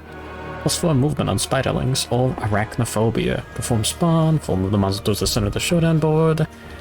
And brain damage. Brain damage isn't a huge issue. I don't understand how people don't believe in spider season. Come on, we'll just go with jumping spiders, I guess. It's fine. The basic action is like nothing on Spidicules. That was Nakachino's turn. Good morning, Colt Bolts. Am I winning? I think so. The hell? Little Bond Bells here. Smack the Spiderling with the Dragon Slayer. 3 or higher. Oh, that is a hit. Anything but a 1. How many fucking 10s does he roll? Holy shit. That's awesome. There you go. Wound. Surge dash. Put him right there. I really want to clean up Spiderlings, but I really want to damage the monster. We'll clean up the Spiderlings. Fine. That is a hit. We'll actually, just in case, roll another attack. Thanks to the death die. That's a miss, but like the effort was appreciated. And I thought that was gonna be another 10. Remove the Spiderling. Honestly, it'd probably be better to have Jack on Spiderling duty. Oops. Whatever. It's all about not dying. Oh, monster turn. Draws jumping spiders. Discard all other moods. Perform basic action. Now the Spiderlings gain +4 movement. 2 speed. It's accuracy, 1 damage. 4 speed. 3+. Who's getting targeted? Closest threat facing in range. Nugachino is the only one that fills those roles. Surge, block. To get back. Yippee. What is it? 3 evasion, so 6 or higher. Yeah, the monster's -1 accuracy. 4, look. Oh yeah, I forgot to spawn at the start of the turn. Again. There. So 2 hits. Block 2. Yeah, you can see how good block 2 is. Again, we're a little over and underprepared for this fight still. Like, in terms of defensive stuff, we've got, like, relatively low armor. Like, rawhide armor is the first set you can make. Leather armor is, like, a little bit better. And Cycloid is, like, explicitly for damage-dealing gamers. It's very, very thin. Anyways, yeah, no damage. Spiderling actions. Take this guy first. He targets Jack. Jack targets back. Hopefully he'll kill him. That's a hit. Oh, thank fuck. And... yep, Spiderling's dead. Nice. Now this guy targets Nugachino. No surge available. We can't dash out of range. He's too fast. We're actually just going to let it happen. Yeah, sure. So, 3 speed, or 7 or higher. For like, what, 2 damage per hit. Cool, no hits. Get fucked. And now it's the survivor's turn. Yippee. It'd be nice to wound with Sandwich Enjoyer with the shield, because it's funny. But we can also crit the hell out of the monster, which is also funny. Yeah, Jack can actually walk through survivors. Look. You can just move there and attack that Spiderling.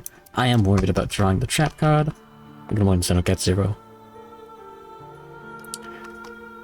A 2 actually doesn't hit because he's not attacking from the blind spot. What the fuck?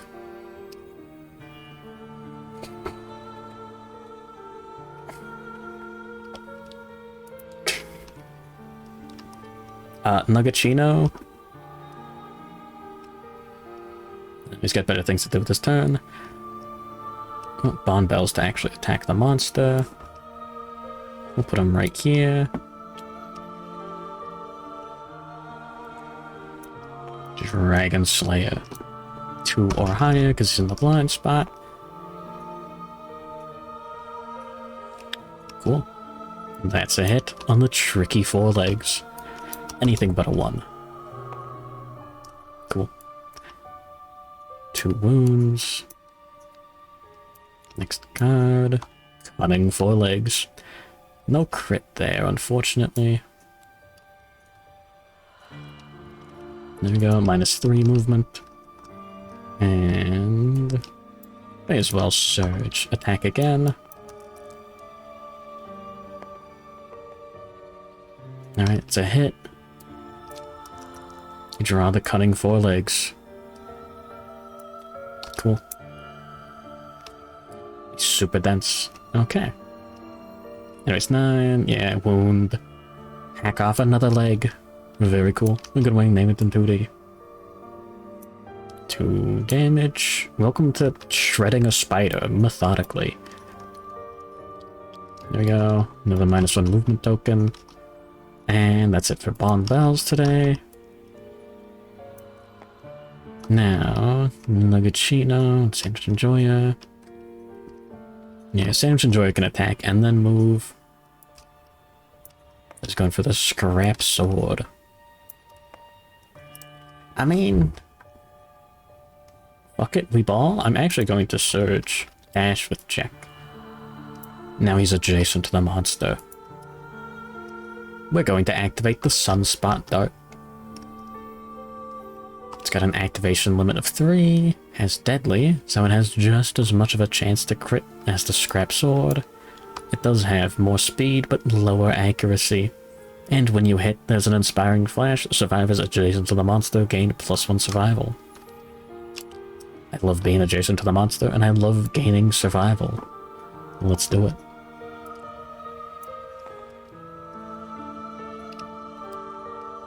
Yep. So, for speed, we'll hit on 6 or higher because we are in the blind spot. And each hit gives us survival. It's 2.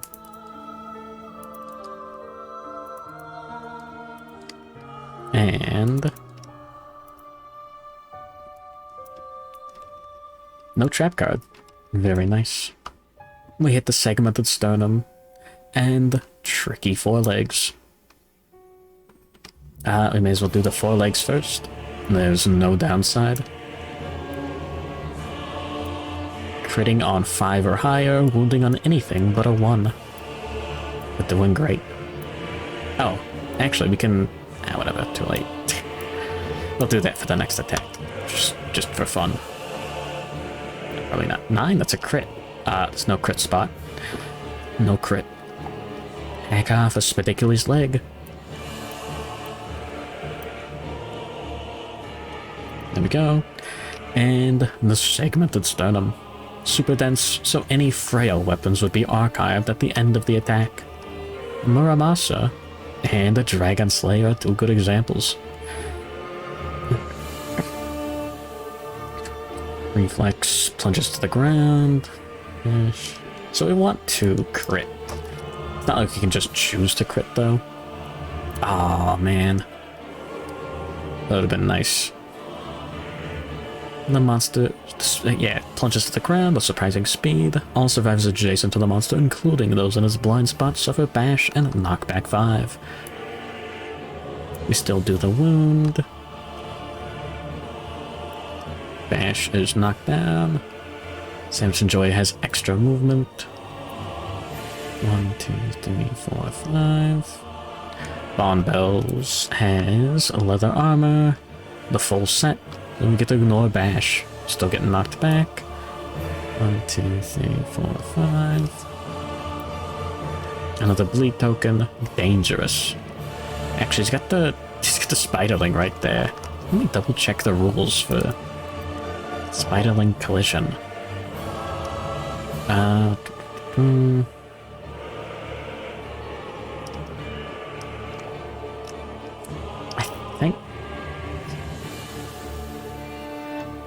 I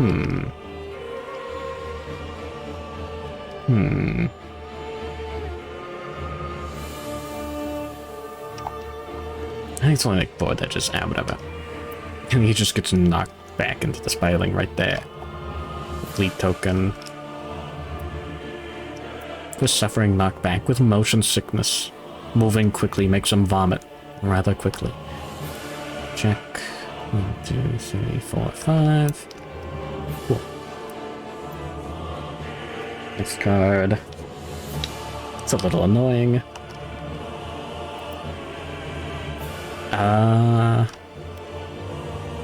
That was Sandwich Enjoyer's action. He hasn't taken movement yet. We could take and bond bells. Could spend 1 survival to encourage. The only thing you can do while you're knocked down is dodge. You can't even encourage. Bond bells didn't get knocked down, so let's encourage Sandwich Enjoyer. Sandwich Enjoyer can also encourage Nuggetsino, who can, oops, encourage. Roll 1d10 to see if we get it back. No. Encourage check. Very cool. And Sandwich Enjoyer can just take his movement to walk back into underneath the monster. And Surge attack with Scrap Sword. We'll save the next Sunspot Dart for later. Actually, Bond Bells. Yoink can spend 1 survival dash. 1, 2, 3, 4, 5. And is now adjacent to the monster.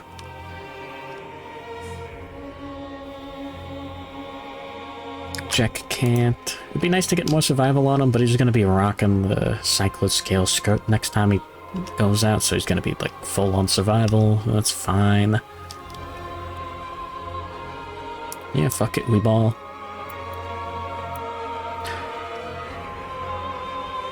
Yeah, spend a survival dash. Wait, no. Surge, ready dash. Wait, spend a normal movement for the turn. And we're activating the Sunspot Dart again. Jack is missing out, but that's fine. We're hitting on 7 or higher. I will roll the extra dice from Horripilation. I did time this so that we attack with that. Okay, 2 hits. That's fine. This probably isn't the trap. Oh my god, it's not the trap. What the fuck? Forehead stock and a segmented jaw.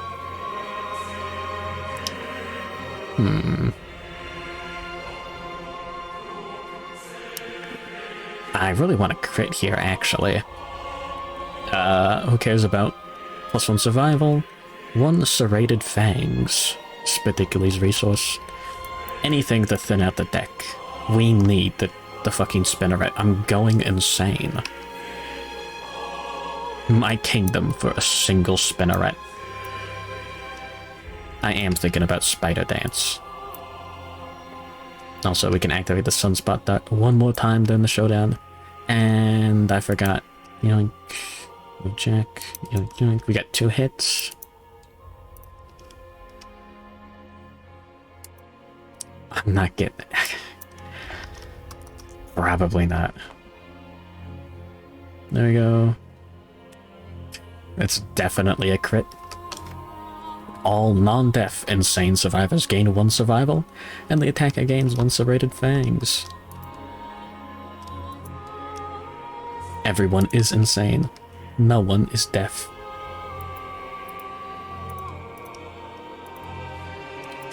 And we can get more permanent strength. We played the Duke's Dearest Freya theme. Oh yeah, and I actually forgot to wound. Cool. And forehead stock. I would love to explode all spiderlings. That is my dream. Get fucked. The spiderlings explode. Remove them all from the showdown board. Very cool.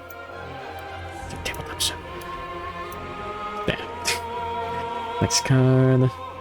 Move away. Persistent injury, abdominal hernia. Whenever the Spidicules is critically wounded, it gains -1 toughness token. Oh my.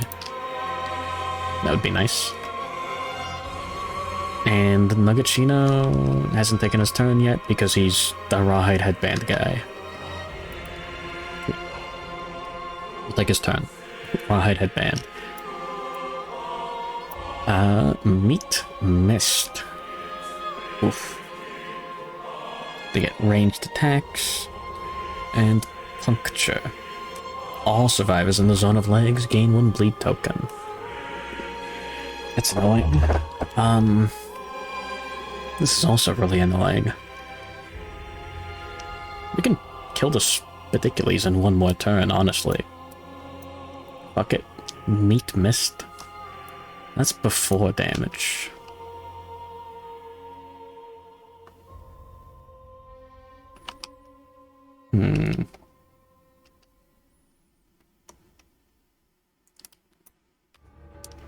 Nah, we can take puncture.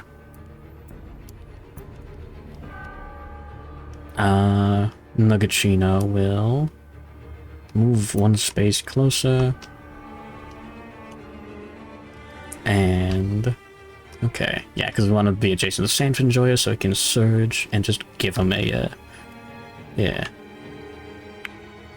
Field of view. Okay, so if everyone's under the monster, he doesn't do anything other than spin. Very cool. I'm gonna go to the bathroom real quick. And I'll be right back to finish the fight. I'll be back in just a moment. Enjoy the Dark Souls piss music.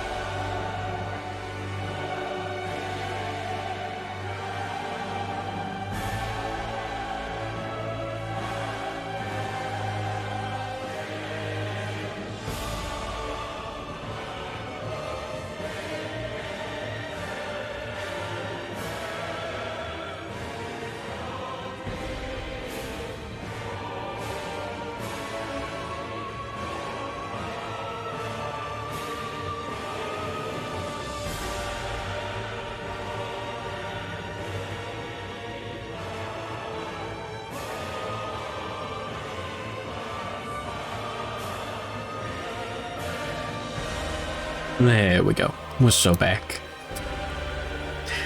Oh. What are you looking at? Is Nuggetchino move closer? Okay. Next turn.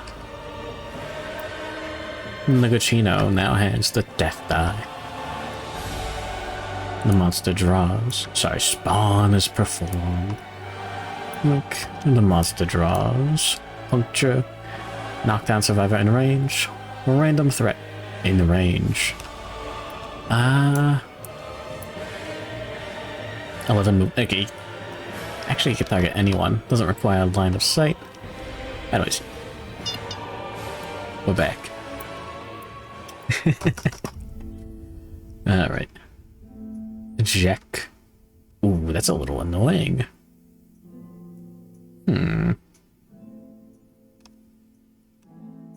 We can attack him before he moves and tries to hit.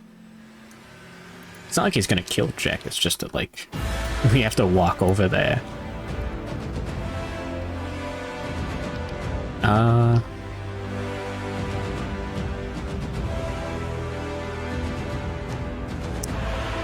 Bucket, we ball. I'm gonna surge with Sandwich Enjoyer. And the tank with the scrap sword. I wanted to... we'll be fine. Scrap sword, 5 or higher in the blind spots, 2 hits. I wanted to use the bandages on Legachino, but I forgot. We'll be fine. He's only gonna get 1 bleed token from this. It takes 5 to kill you. He's fine. Nothing could possibly go wrong.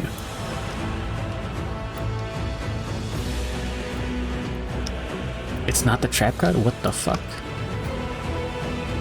Segmented abdomen and a segmented knee joint. It's only on a failure. It's on reflex. It's a crit spot. Doesn't give us anything super cool. We'll go here first. Anything but a 1 is a wound. Oh yeah, I kind of forgot about Barbed on the scrap sword. Cool, that would have been a crit if there was anything to crit. Cool. Very nice. Segment of abdomen, 5 or higher. A failure! No! Full move the Spidicules away from all threats. Cancel all hits, now out of range. Cool, looks like Jack is gonna be fine.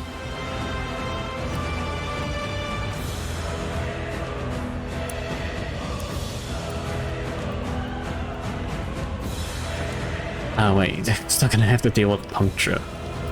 Cool. That's fine. Knock that. Oh yeah. Yeah, Jack has been targeted.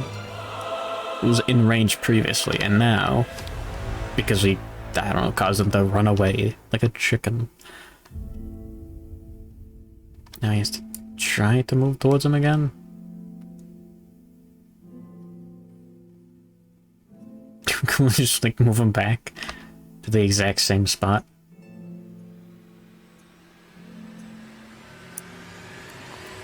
Nice job, buddy.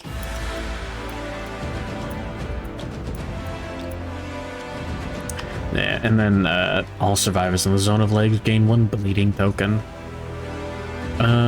Maybe we should just like cheese it with Legachino. He's got enough survival. He can just fucking dash. He doesn't have to take this. And he doesn't get it back. Yeah, he's already at 3 bleed. 1, 2, 3, 4. Cool. And Sandwich Enjoyer and Bond Bells take 1 bleed token.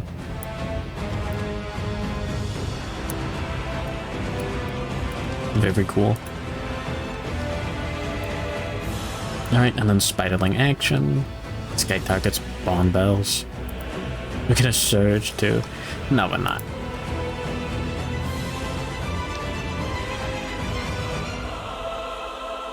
We'll just take it. Yeah, what is he gonna fucking do? Like, 2 damage? 6 damage to 1 location, the worst case scenario. He's sitting on 8 or higher, 3 speed, 2 damage per hit. Like, come on. 0 hits. He's too slippery. He's greased up. Get fucked. Now it's the survivor's turn. Now the cunning forelegs are on top. I'd like to attack with Bond Bells first. We'll move him into the blind spot. And that's a hit. Next card is not the trap. What the fuck? Is it literally on the bottom of the deck? And his cunning forelegs have been wounded. Yoink. Yoink.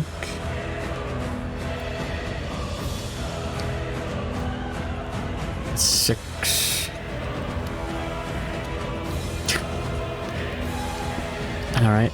Well, Surge. One of those two cards is the fucking trap card. Goddamn. Surge. Yoink. Attack again. 2 or higher. It's a hit. Tricky forelegs.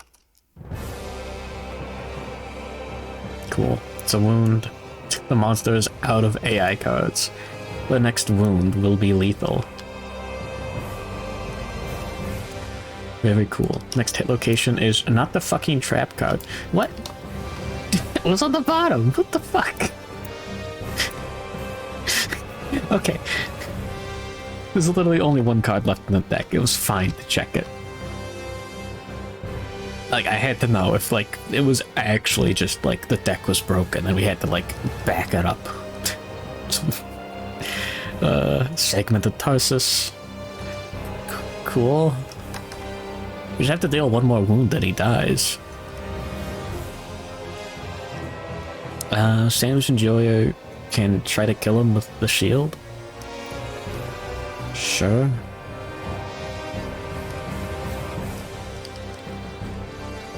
Cool. That was Bon Bell's turn. Yeah, okay.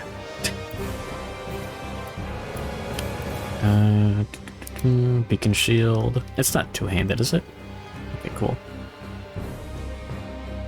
5 or higher, because he's in the blind spot. It's a miss. Ah, we can't surge. Okay, cool.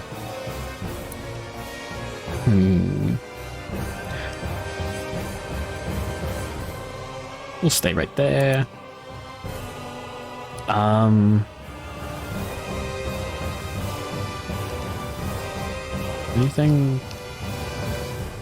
Anything we want to do before the end of the showdown? I don't care about the silk nest. I don't care about the egg sacs. I don't care about the bug patch. We already activated all the flower patches. We don't even get like a monster resource from Tarsus. 6-horn Tarsus. We'll take Nuggetchino's turn and try to kill him. Okay. Beacon shield. We don't need to activate Rawhide Headband. There's only 0 cards left in the deck. Yeah, that's a hit. We'll wound on anything except for a 1. If we miss, he's gonna move away, and then like the top card is gonna be the trap card. It's gonna be really annoying.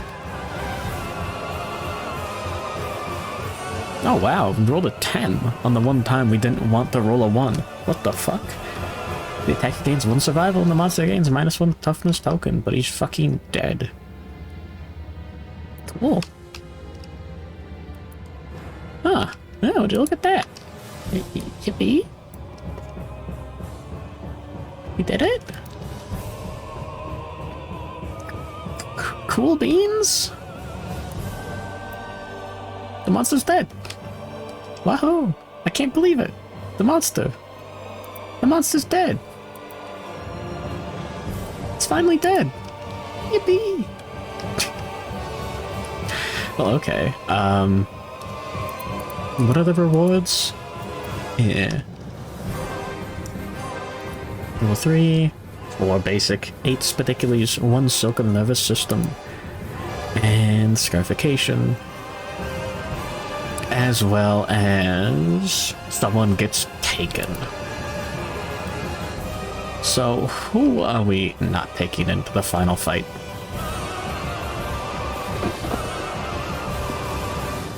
Yeah, let's look at the stats real quick. Unfortunately, I think it's Sandwich Enjoyer. Hmm.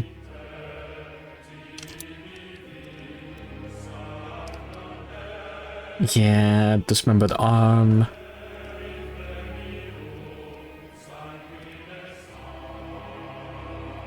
I mean, maybe he could rock Muramasa? No, it's two-handed. Never mind. Yeah, the only thing he could do is beat the tank.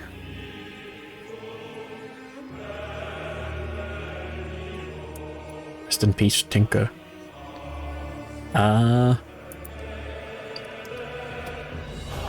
Taken. Lamau. Sucks. But yeah. When the survivors defeat the Spidicules, they suffer its revenge. If Taken is already anywhere on the timeline, trigger it now. Otherwise, nominate a victorious survivor and remove them from the settlement. They are kidnapped by the vengeful Spidicules. Add Taken, survivor's name, to the timeline 4 lantern years from now. The group gains the following rewards. Like, I don't think that happens. Like, I think the Taken is just gone.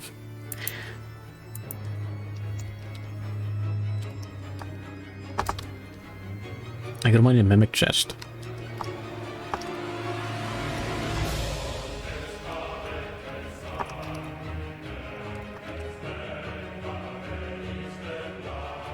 I think I had like 33?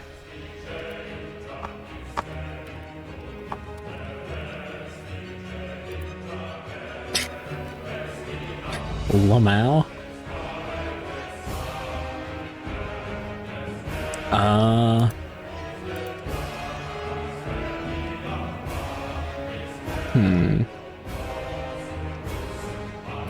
Cool, let me look up the rules for this. Let me close the tab with the guys from Magic the Gathering.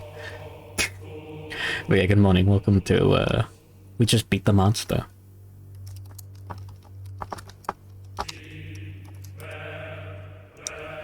KDM Spidicules Endeavors.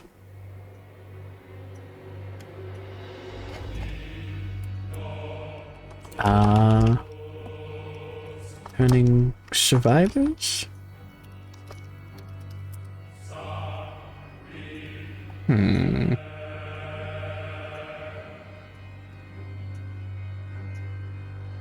No. I don't know if they count as returning yet. Strange system, whatever. This is relatively important.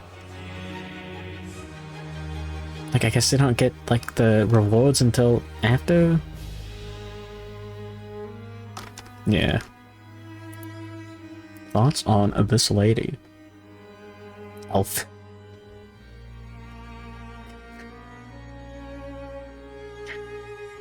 Thighs.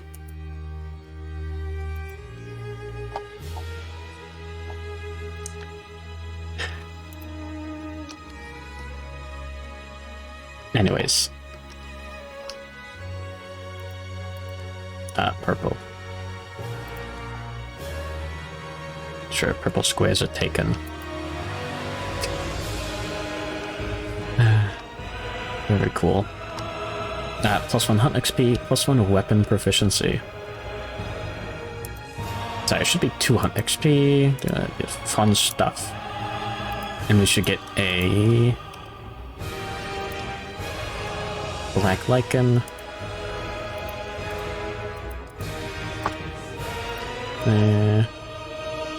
On bells triggers age.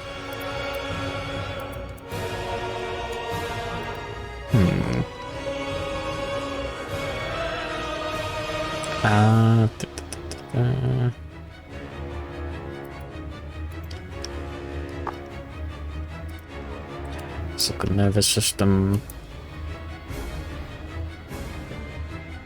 What was it? Brain damage. Black lichen. We never did get the perfect crucible. I'm a little disappointed. I would have loved the perfect Slayer. But you can't win them all.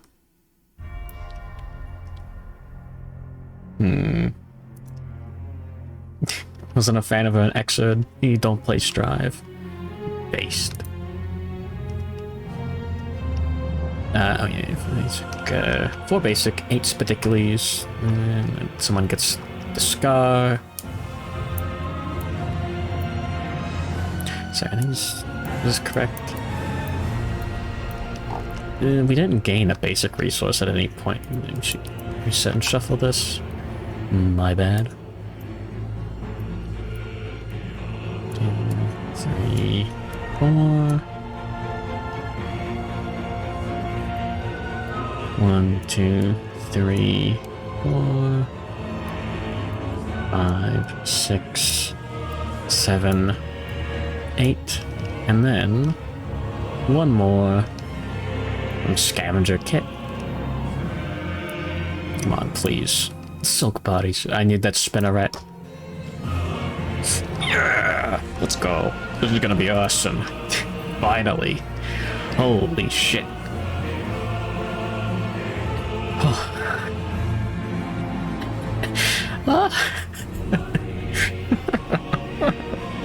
I'm bugging. Rival Scar. Roll D10, 4 plus Spidicules stock reminds the survivors of a lost friend. The survivor that dealt the killing blow gains the following ability. What did the killing blow? It was Nugachino, actually. Shit.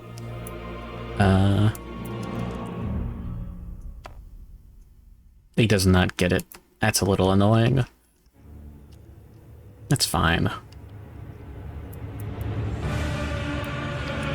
We got the cocoon membranes, got 2 black lichen, we could oxidize twice, try to bump up strength. Anyways, we've got 1, 2, 3 returning survivors. All of them have Tinker, so we get 6 endeavors. I mean, we gotta draw the settlement event first, technically, but like... I wanna know. Oh yeah, we gotta do age. Link. Bon Bells. Hit the 2nd milestone. Okay. Roll 2d10. I'll improve the reflexes. +1 permanent strength would be nice. 8. +1 permanent strength. Yeah, sure.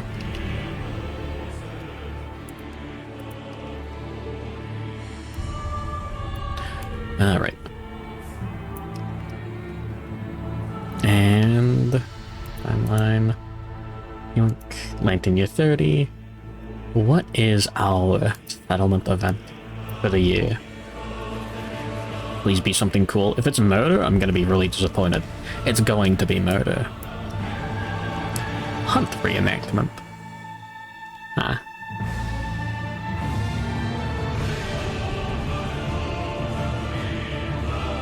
Eh.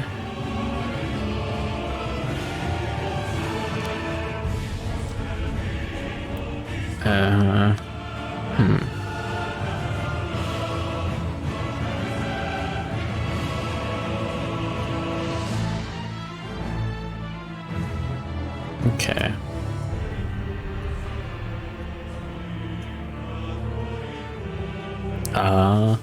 Nominate the group's favorite survivor to play the hunter. Nominate your least favorite survivor to play a monster. Pick one monster from the settlement's list of defeated monsters. The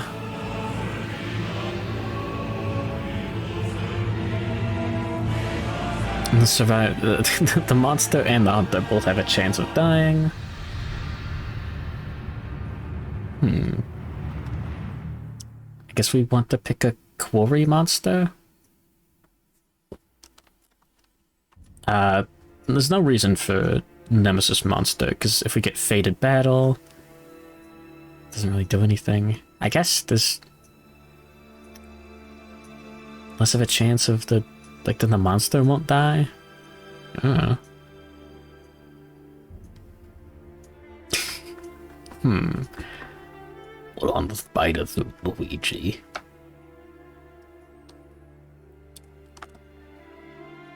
Fated Battle is kind of cool, but yeah, no, we don't have any Nemesis monsters that we're gonna fight again. We haven't defeated the Gold Smoke Knight this campaign, so it's not like, yeah, cool. Who do we pick?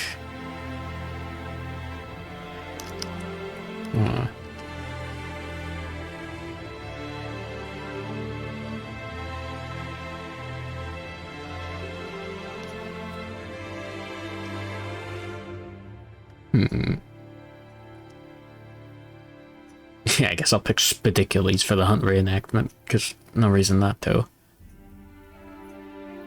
It's a bit of a shame that the monster that you choose doesn't matter if it's not a nemesis monster. Well,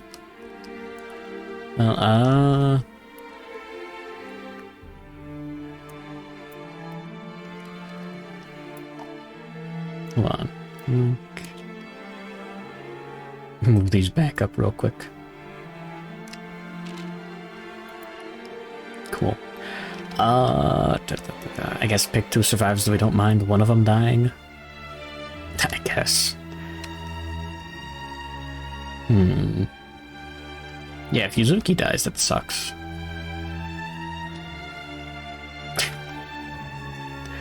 I mean, I guess we could actually pick the most favorite and least favorite survivors. Yeah, fuck it. How many rerolls do we have? Enough. Sure, Yuzuki is the hunter, and Old Man Diabetes is the monster. I'm sorry, buddy. You got unlucky. Got, like... I really need to double check the rules for that. Like a new survivor just popping up out of nowhere. This shouldn't count for newborn survivors getting +1 strength or anything. Like Clan of Death. Yeah. Missing out on, like, accuracy, strength, and evasion. Rip dude. Anyways, what happens? Good morning, Cyberfunker. Shackboy. Oh, yeah. Of course. Why wouldn't they? I was also watching the Puss in Boots movie earlier. I really like the, I like the bit when the dog's talking about nicknames that they used to have, like, as a kid. And it just, like, full on, just like shit for brains, but it's bleeped out. Like, that was a good bit. I did not expect that. Well, there we go. Through the performance, the settlement relives a heroic moment of their survival. In this settlement phase, all departing survivors gain survival up to the settlement's survival limit. Very thematic.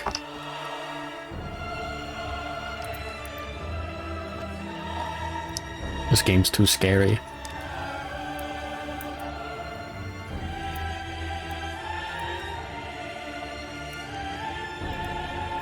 We didn't lose any endeavors for, like, any random reason. I think we're gonna make it. We do not need a scavenger kit for the final fight. We do want a whisker harp for the final fight, just in case. I think. So we got 2 iron. Is that iron there? Oh, because I'm copying it. Is it? No, wait, oh yeah, no, we're good.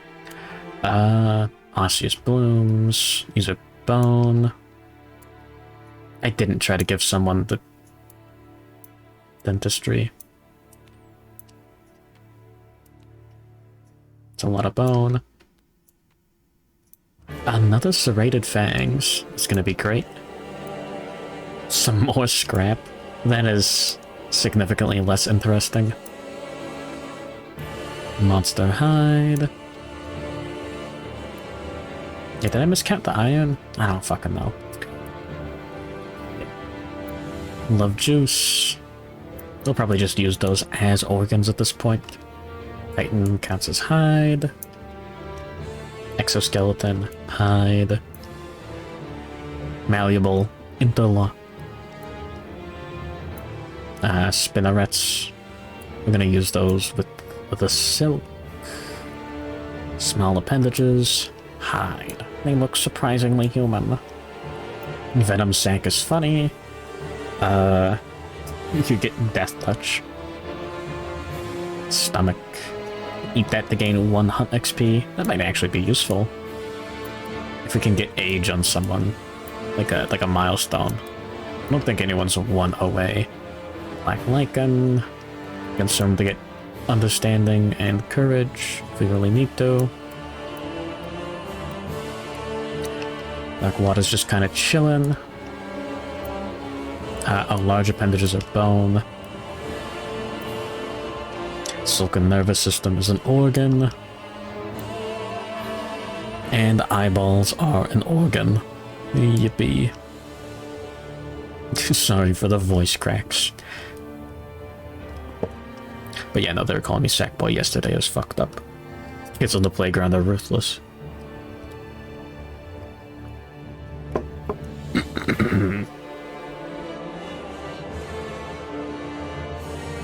Sorry, I had to cough really bad. Okay. So we can oxidize a beacon shield rather easily. We're going to make the bodysuit immediately. We're not going to need that much hide, I don't think. We could, though. Extra endeavor. We're going to use all those. Blin, blin, flawn. Oh, yeah. Oh, it's a remix. No! Celebration, you know. Still a little bit of a treat. So... Spinnerets, 5 silk, 2 hide. There we go. We do want to use the rest of it. I want to roll at Shrine. +1 armor is probably going to make a huge difference. I don't know. We're going to use like 3 on the tabletop sim. Holy shit.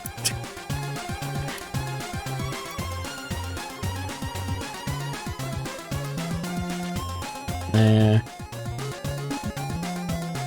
We got 2 more endeavors. I would like to...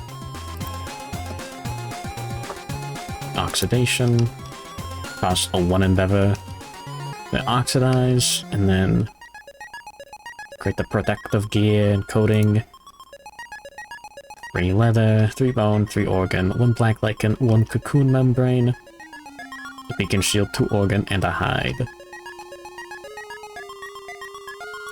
So what all would that be?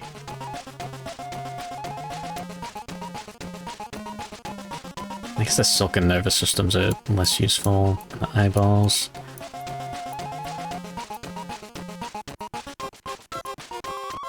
That can't actually be used. And then 3 bone.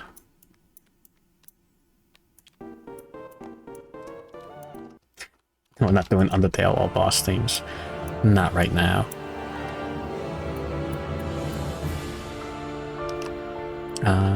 This organ. Cool. Oh yeah, what else? Hide. 2 iron and the beacon shield.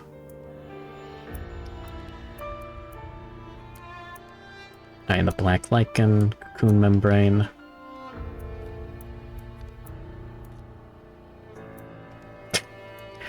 There we go.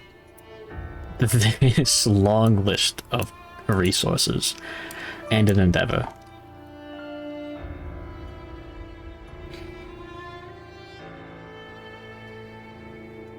Cool.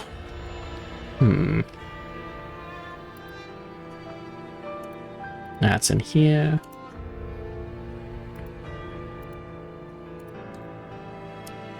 There we go. So, it's like the beacon shield. It has 1 more strength. Instead of block, it has deflect. Spend an action, and you now have exactly 2 deflect tokens. The next 2 times you are hit, ignore a hit and lose 1 deflect token. That was like block, but it lasts between turns. And we can just like go like this. And now we have Beacon Shield and an Oxidized Beacon Shield for 4 armor.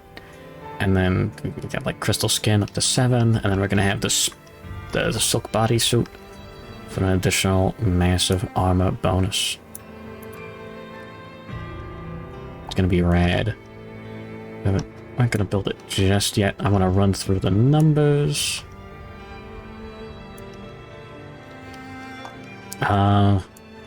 Move everything else out of the way. Jesus Christ. I want to know, because, I mean, we might want extra hide for some reason. Okay, tabletop set. There we go, 5 silk. Yeah, we're not using these. 2 hide. And spinnerets. There we go. It's garbage.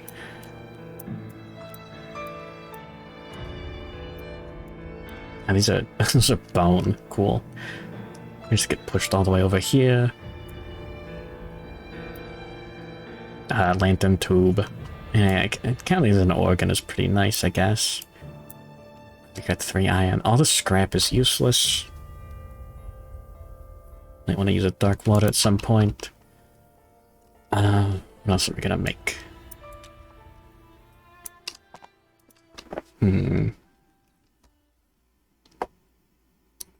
Why do I have these down here? How the fuck did that happen? Is that a tabletop sim-ism? Probably. God damn it. No, they're over there. Yeah, Lantern Tube is practically just an organ. Yeah, you can use this to make the oxidized lantern sword, but too late. If we had a sword master, that would be pretty cool. I might want to use these to... We can only do like 1 nightmare training, maybe 2. If we're lucky. Now I'm spending that endeavor on building the oxidized lantern shield. Okay, so what else is going on?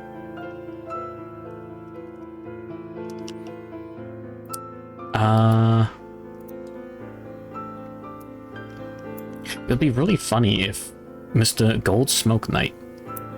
Yeah, you know what? Yeah, we're just gonna build this shit. Too much thinking. Complete that beacon shield. Grab the oxidized. It'd be really funny if we got with like a turn 1, like archive all flammable gear kind of a card.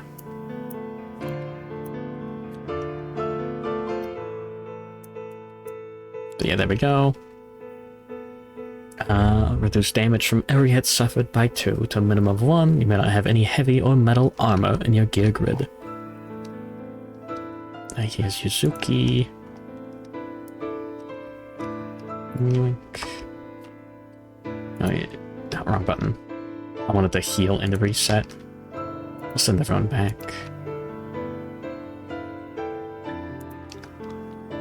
Yeah, it would be nice. Good morning, Mid Costello. Do I have any heavy armor? Absolutely not. Heavy armor is cool and all, but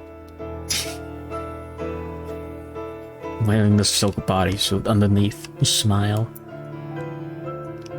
Really? Yeah, just like generic medium armor, yeah.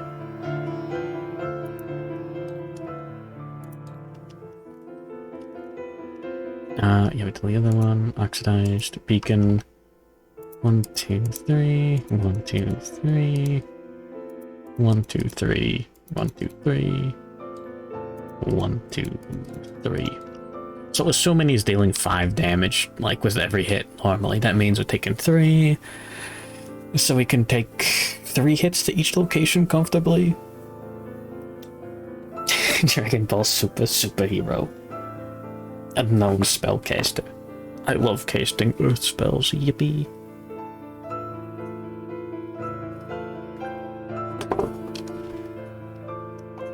No scrap sword.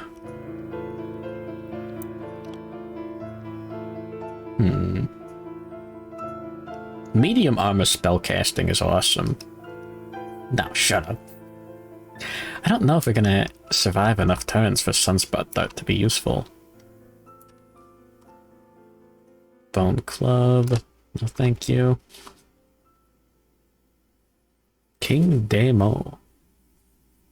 Yeah, Gandalf with his sick-ass sword. Hell yeah.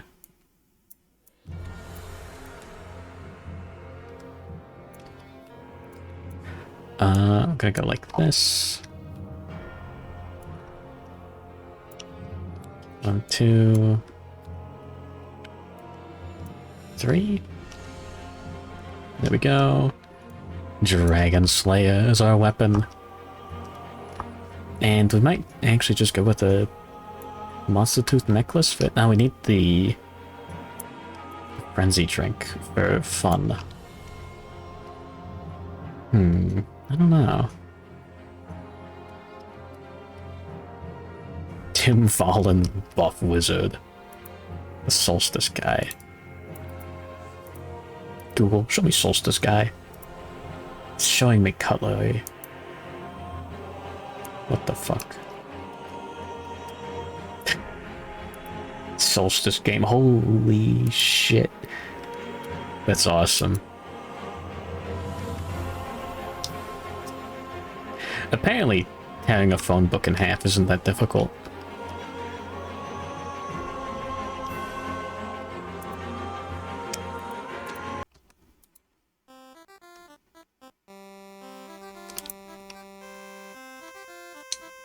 There. What the fuck is Beekman's World?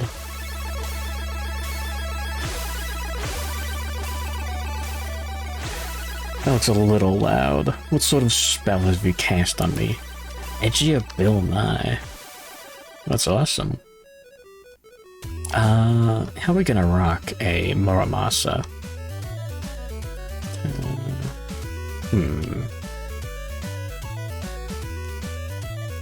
Yeah, Jack is pretty much set.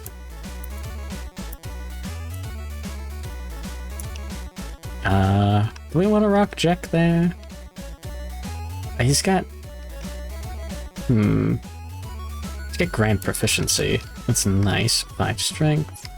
Nugachino, Shield Proficiency, 5 Strength.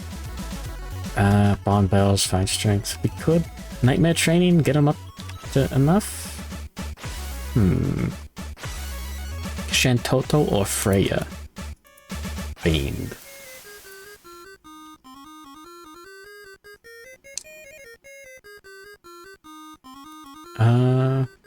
Club.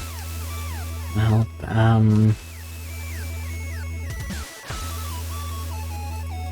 yeah, maybe we'll get like minus accuracy during the fight or something insane. We don't get to use Timeless Eye, unfortunately. I don't have any way to get rid of Hamstrung. But the numbers should be good. Yeah, didn't Tim Fallen quit video games because all the games he made music for sucked? Good morning, Silver You. Maybe someone else would want the Wisdom Potion. You can probably pay him that. Okay. I made 2 video games recently. Are they good? He better be.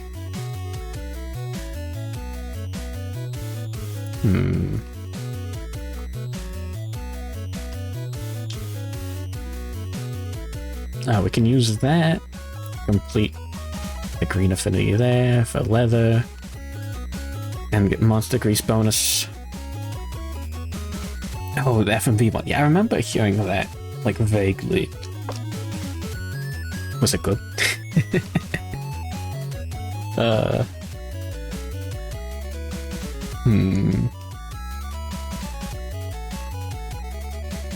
John Muramasa is probably like only gonna attack once or twice during the entire showdown. How are we gonna handle this? I think it would be fine to put him in the rawhide.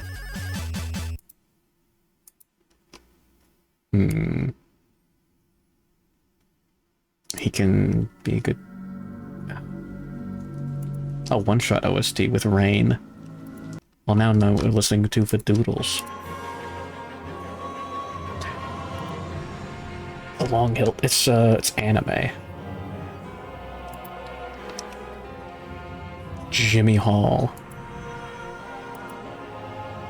Oh, it's that one.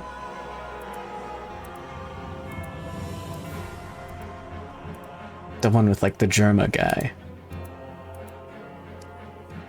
Weird.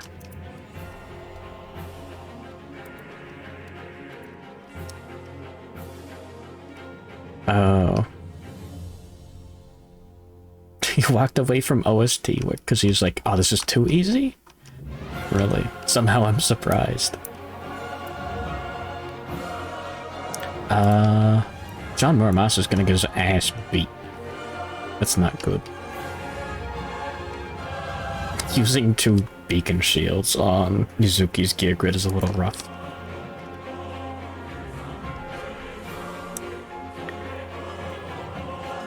Starsky and Hutch on PS2.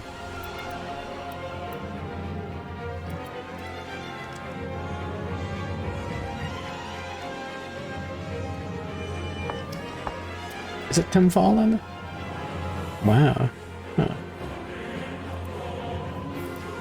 Yeah, just a little bit as a treat.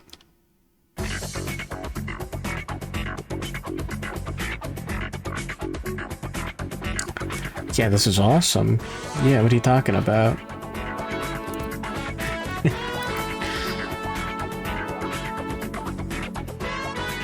He's really plocking away.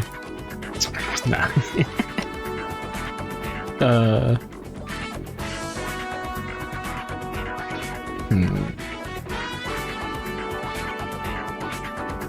Oh yeah, we don't have a lantern.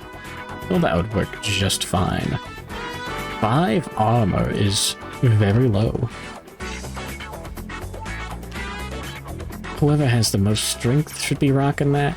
Yeah, I guess shield proficiency on Legachino. Motion sickness is going to be a federal fucking issue. With the... Oh, god damn it. Oh, that sucks.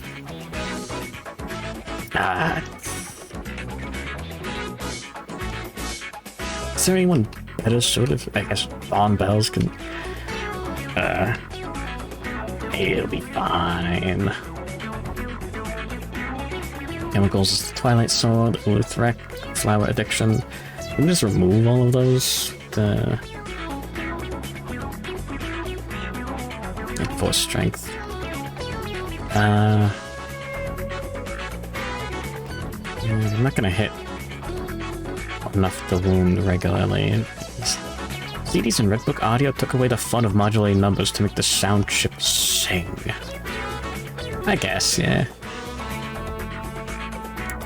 Nothing's stopping you from just making it on a sound chip and then recording it and then putting it on a CD.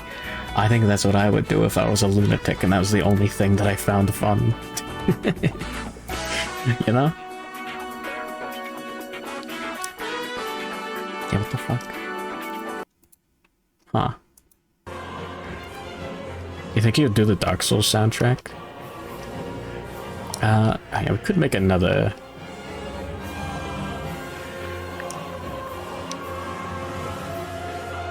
Fake computer? Yeah, the like Palinko or something. No. I know what you're talking about. Shit, I don't remember. The Pico 8. Yeah, there you go. Polishing lantern would be nice. Iron organ and scrap. You could actually put it right there and get the same effect. Survivor's lantern there. Pulse lantern might make a huge difference. More accuracy with the scrap lantern might help on someone too. There's a Vania. Oh damn. Wow. I'm gonna get that. I'm gonna get that. Oh, it's a little more armor, a little light. Jack pretty much needs oxidized. Okay, what do we need for an oxidized beacon shield? 2 iron, 3 leather, 4 bone. We don't have enough leather for that. We'd have to spend an endeavor. That sucks.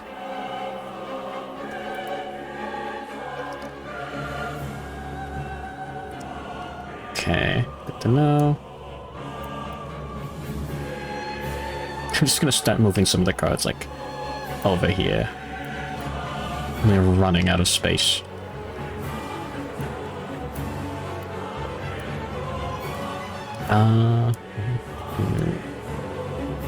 This is hide. It's 3 leather. 4 bone. 1, 2. They're all organs. Yeah. 3, 4. That'd be another beacon shield.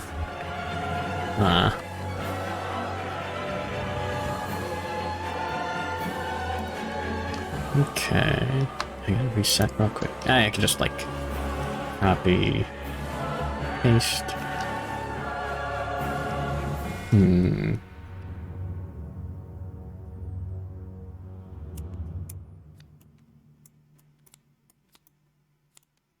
Nothing's stopping us from doing it like that.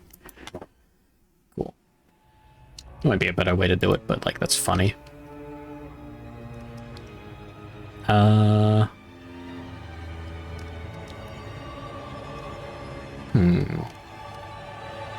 So, Jack's just got a spot open. I mean, he can just do that. Flower Knight badge is just sitting here. That'd be kind of nice on this gear grid, but can't really afford it. Leather shield. This late in the campaign feels a little bad.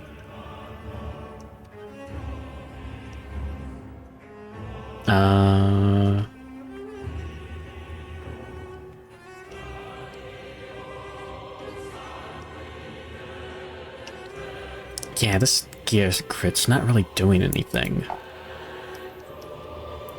Yeah.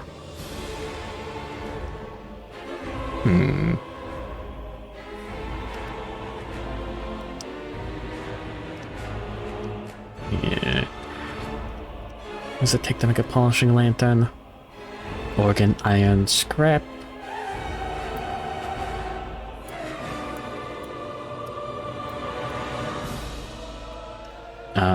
We got plenty of organs. The hunt XP on those is going to be, like, actually useful. And we're not going to give anyone death touch, I don't think. Nah.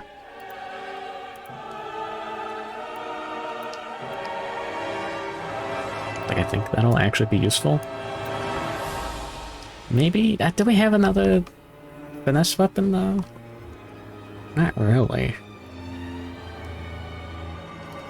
I mean, it's a little better than a survivor's lantern at this point.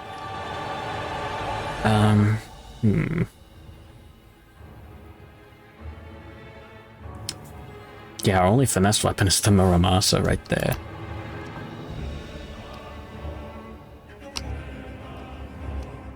Like, another beacon shield would be good. We don't have the resources for that, do we?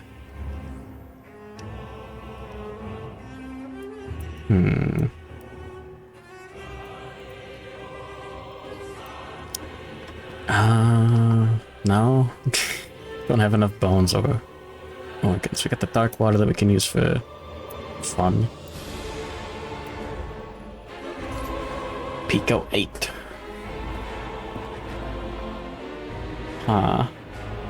Paste?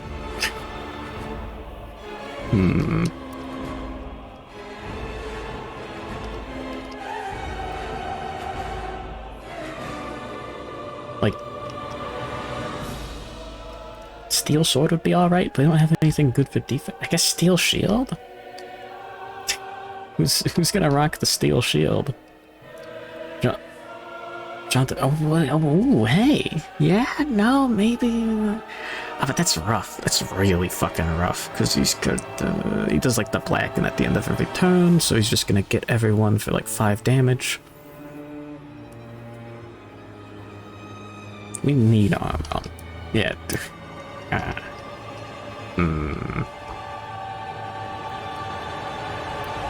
-3 movement is devastating. Debilitating, even. Really annoying. But just turning survival into dodged hits is really good. And what, just throwing a steel shield, this sword too. It's good finesse. We can bump it up. Like, I think this is the gear grids we're looking at for Gold Smoke Knight? I think? Look at this guy. That's so cool. Final boss. A mantle of ash falls over the settlement. As the survivors gather, a roaring gust of cinder blazes through the crowd. The smell of singeing hair and skin stings their nostrils. A flash of light splits the darkness, illuminating the approaching shape of an enormous knight, holding a massive, ornate maul. Great plumes of inky smoke pour from every gap of the knight's golden armor. The Gold Smoke Knight speaks in an unknown language, a hollow metallic voice echoing from its armor. It stands at ease, awaiting its challengers. Yippee. We got some rules here to think about between now and next week. Multi-zone. Yeah, that's very self-explanatory. There's 2 zones. Survivor cannot be in both zones simultaneously.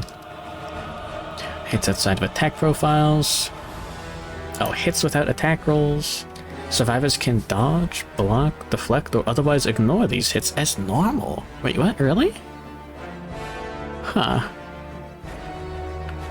Really? Hits and resulting damage specified outside attack profiles are not modified by the monster's attributes or tokens. If no hit location is specified, roll the hit location die. I didn't know you could dodge that shit. What the fuck? Oh. Interesting. Examples: survivors in Cinder Sundering's Ash Zone suffer 1 hit for 6 damage if they're not wearing metal gear, or 1 hit of 3 damage for each location if they're not. These hits can be avoided as though they came from an attack profile. Survivors still suffer any additional effects even if they avoid the hits and their subsequent damage. Let's see, still suffer bash, and all the survivors still suffer knockback 7, 3 brain damage. Very cool. Well, anyways, 3 random terrain. Gold Smoke Knight in the center, survivors in the blue spaces. The survivor carrying the final lantern gains the priority target token. Well, interesting. The Gold Smoke Knight goes first no matter what. Okay, hold up. I am in. Okay, I sound insane. There's a bit like that. Like, the entire Atlas fight, the fucking evil Santa fight, is actually one of the coolest fights because it's just entirely like that bit from like the Ludwig fight. It's insane. It's really cool. Like, he's just like, he's John Dementia, but he's like also like a sword master, so he's like occasionally he'll like just like stand there and cry for a whole turn, and then he'll like go serious mode for like it's just like dumb shit like that. That's like super cool. Someone really wants to take the Flower Knight badge. We'll have to figure that out later. Anyways. I love Kingdom Death Monster for being the one game where it's just like, okay, yeah, what if like what if Santa but backwards? But he's also like incredibly thematic. Anyways, we'll see that when the Gambler's Chest comes out on the Kingdom Death Sim. And we'll see Doodles in just a moment. I gotta get everything set up. More Doodles tomorrow, the day after. Live 2D the day after that. And then more Doodles. And then more Doodles. And then Dungeon Crawl Stone Soup. And then next Monday morning, the finale. Yippee.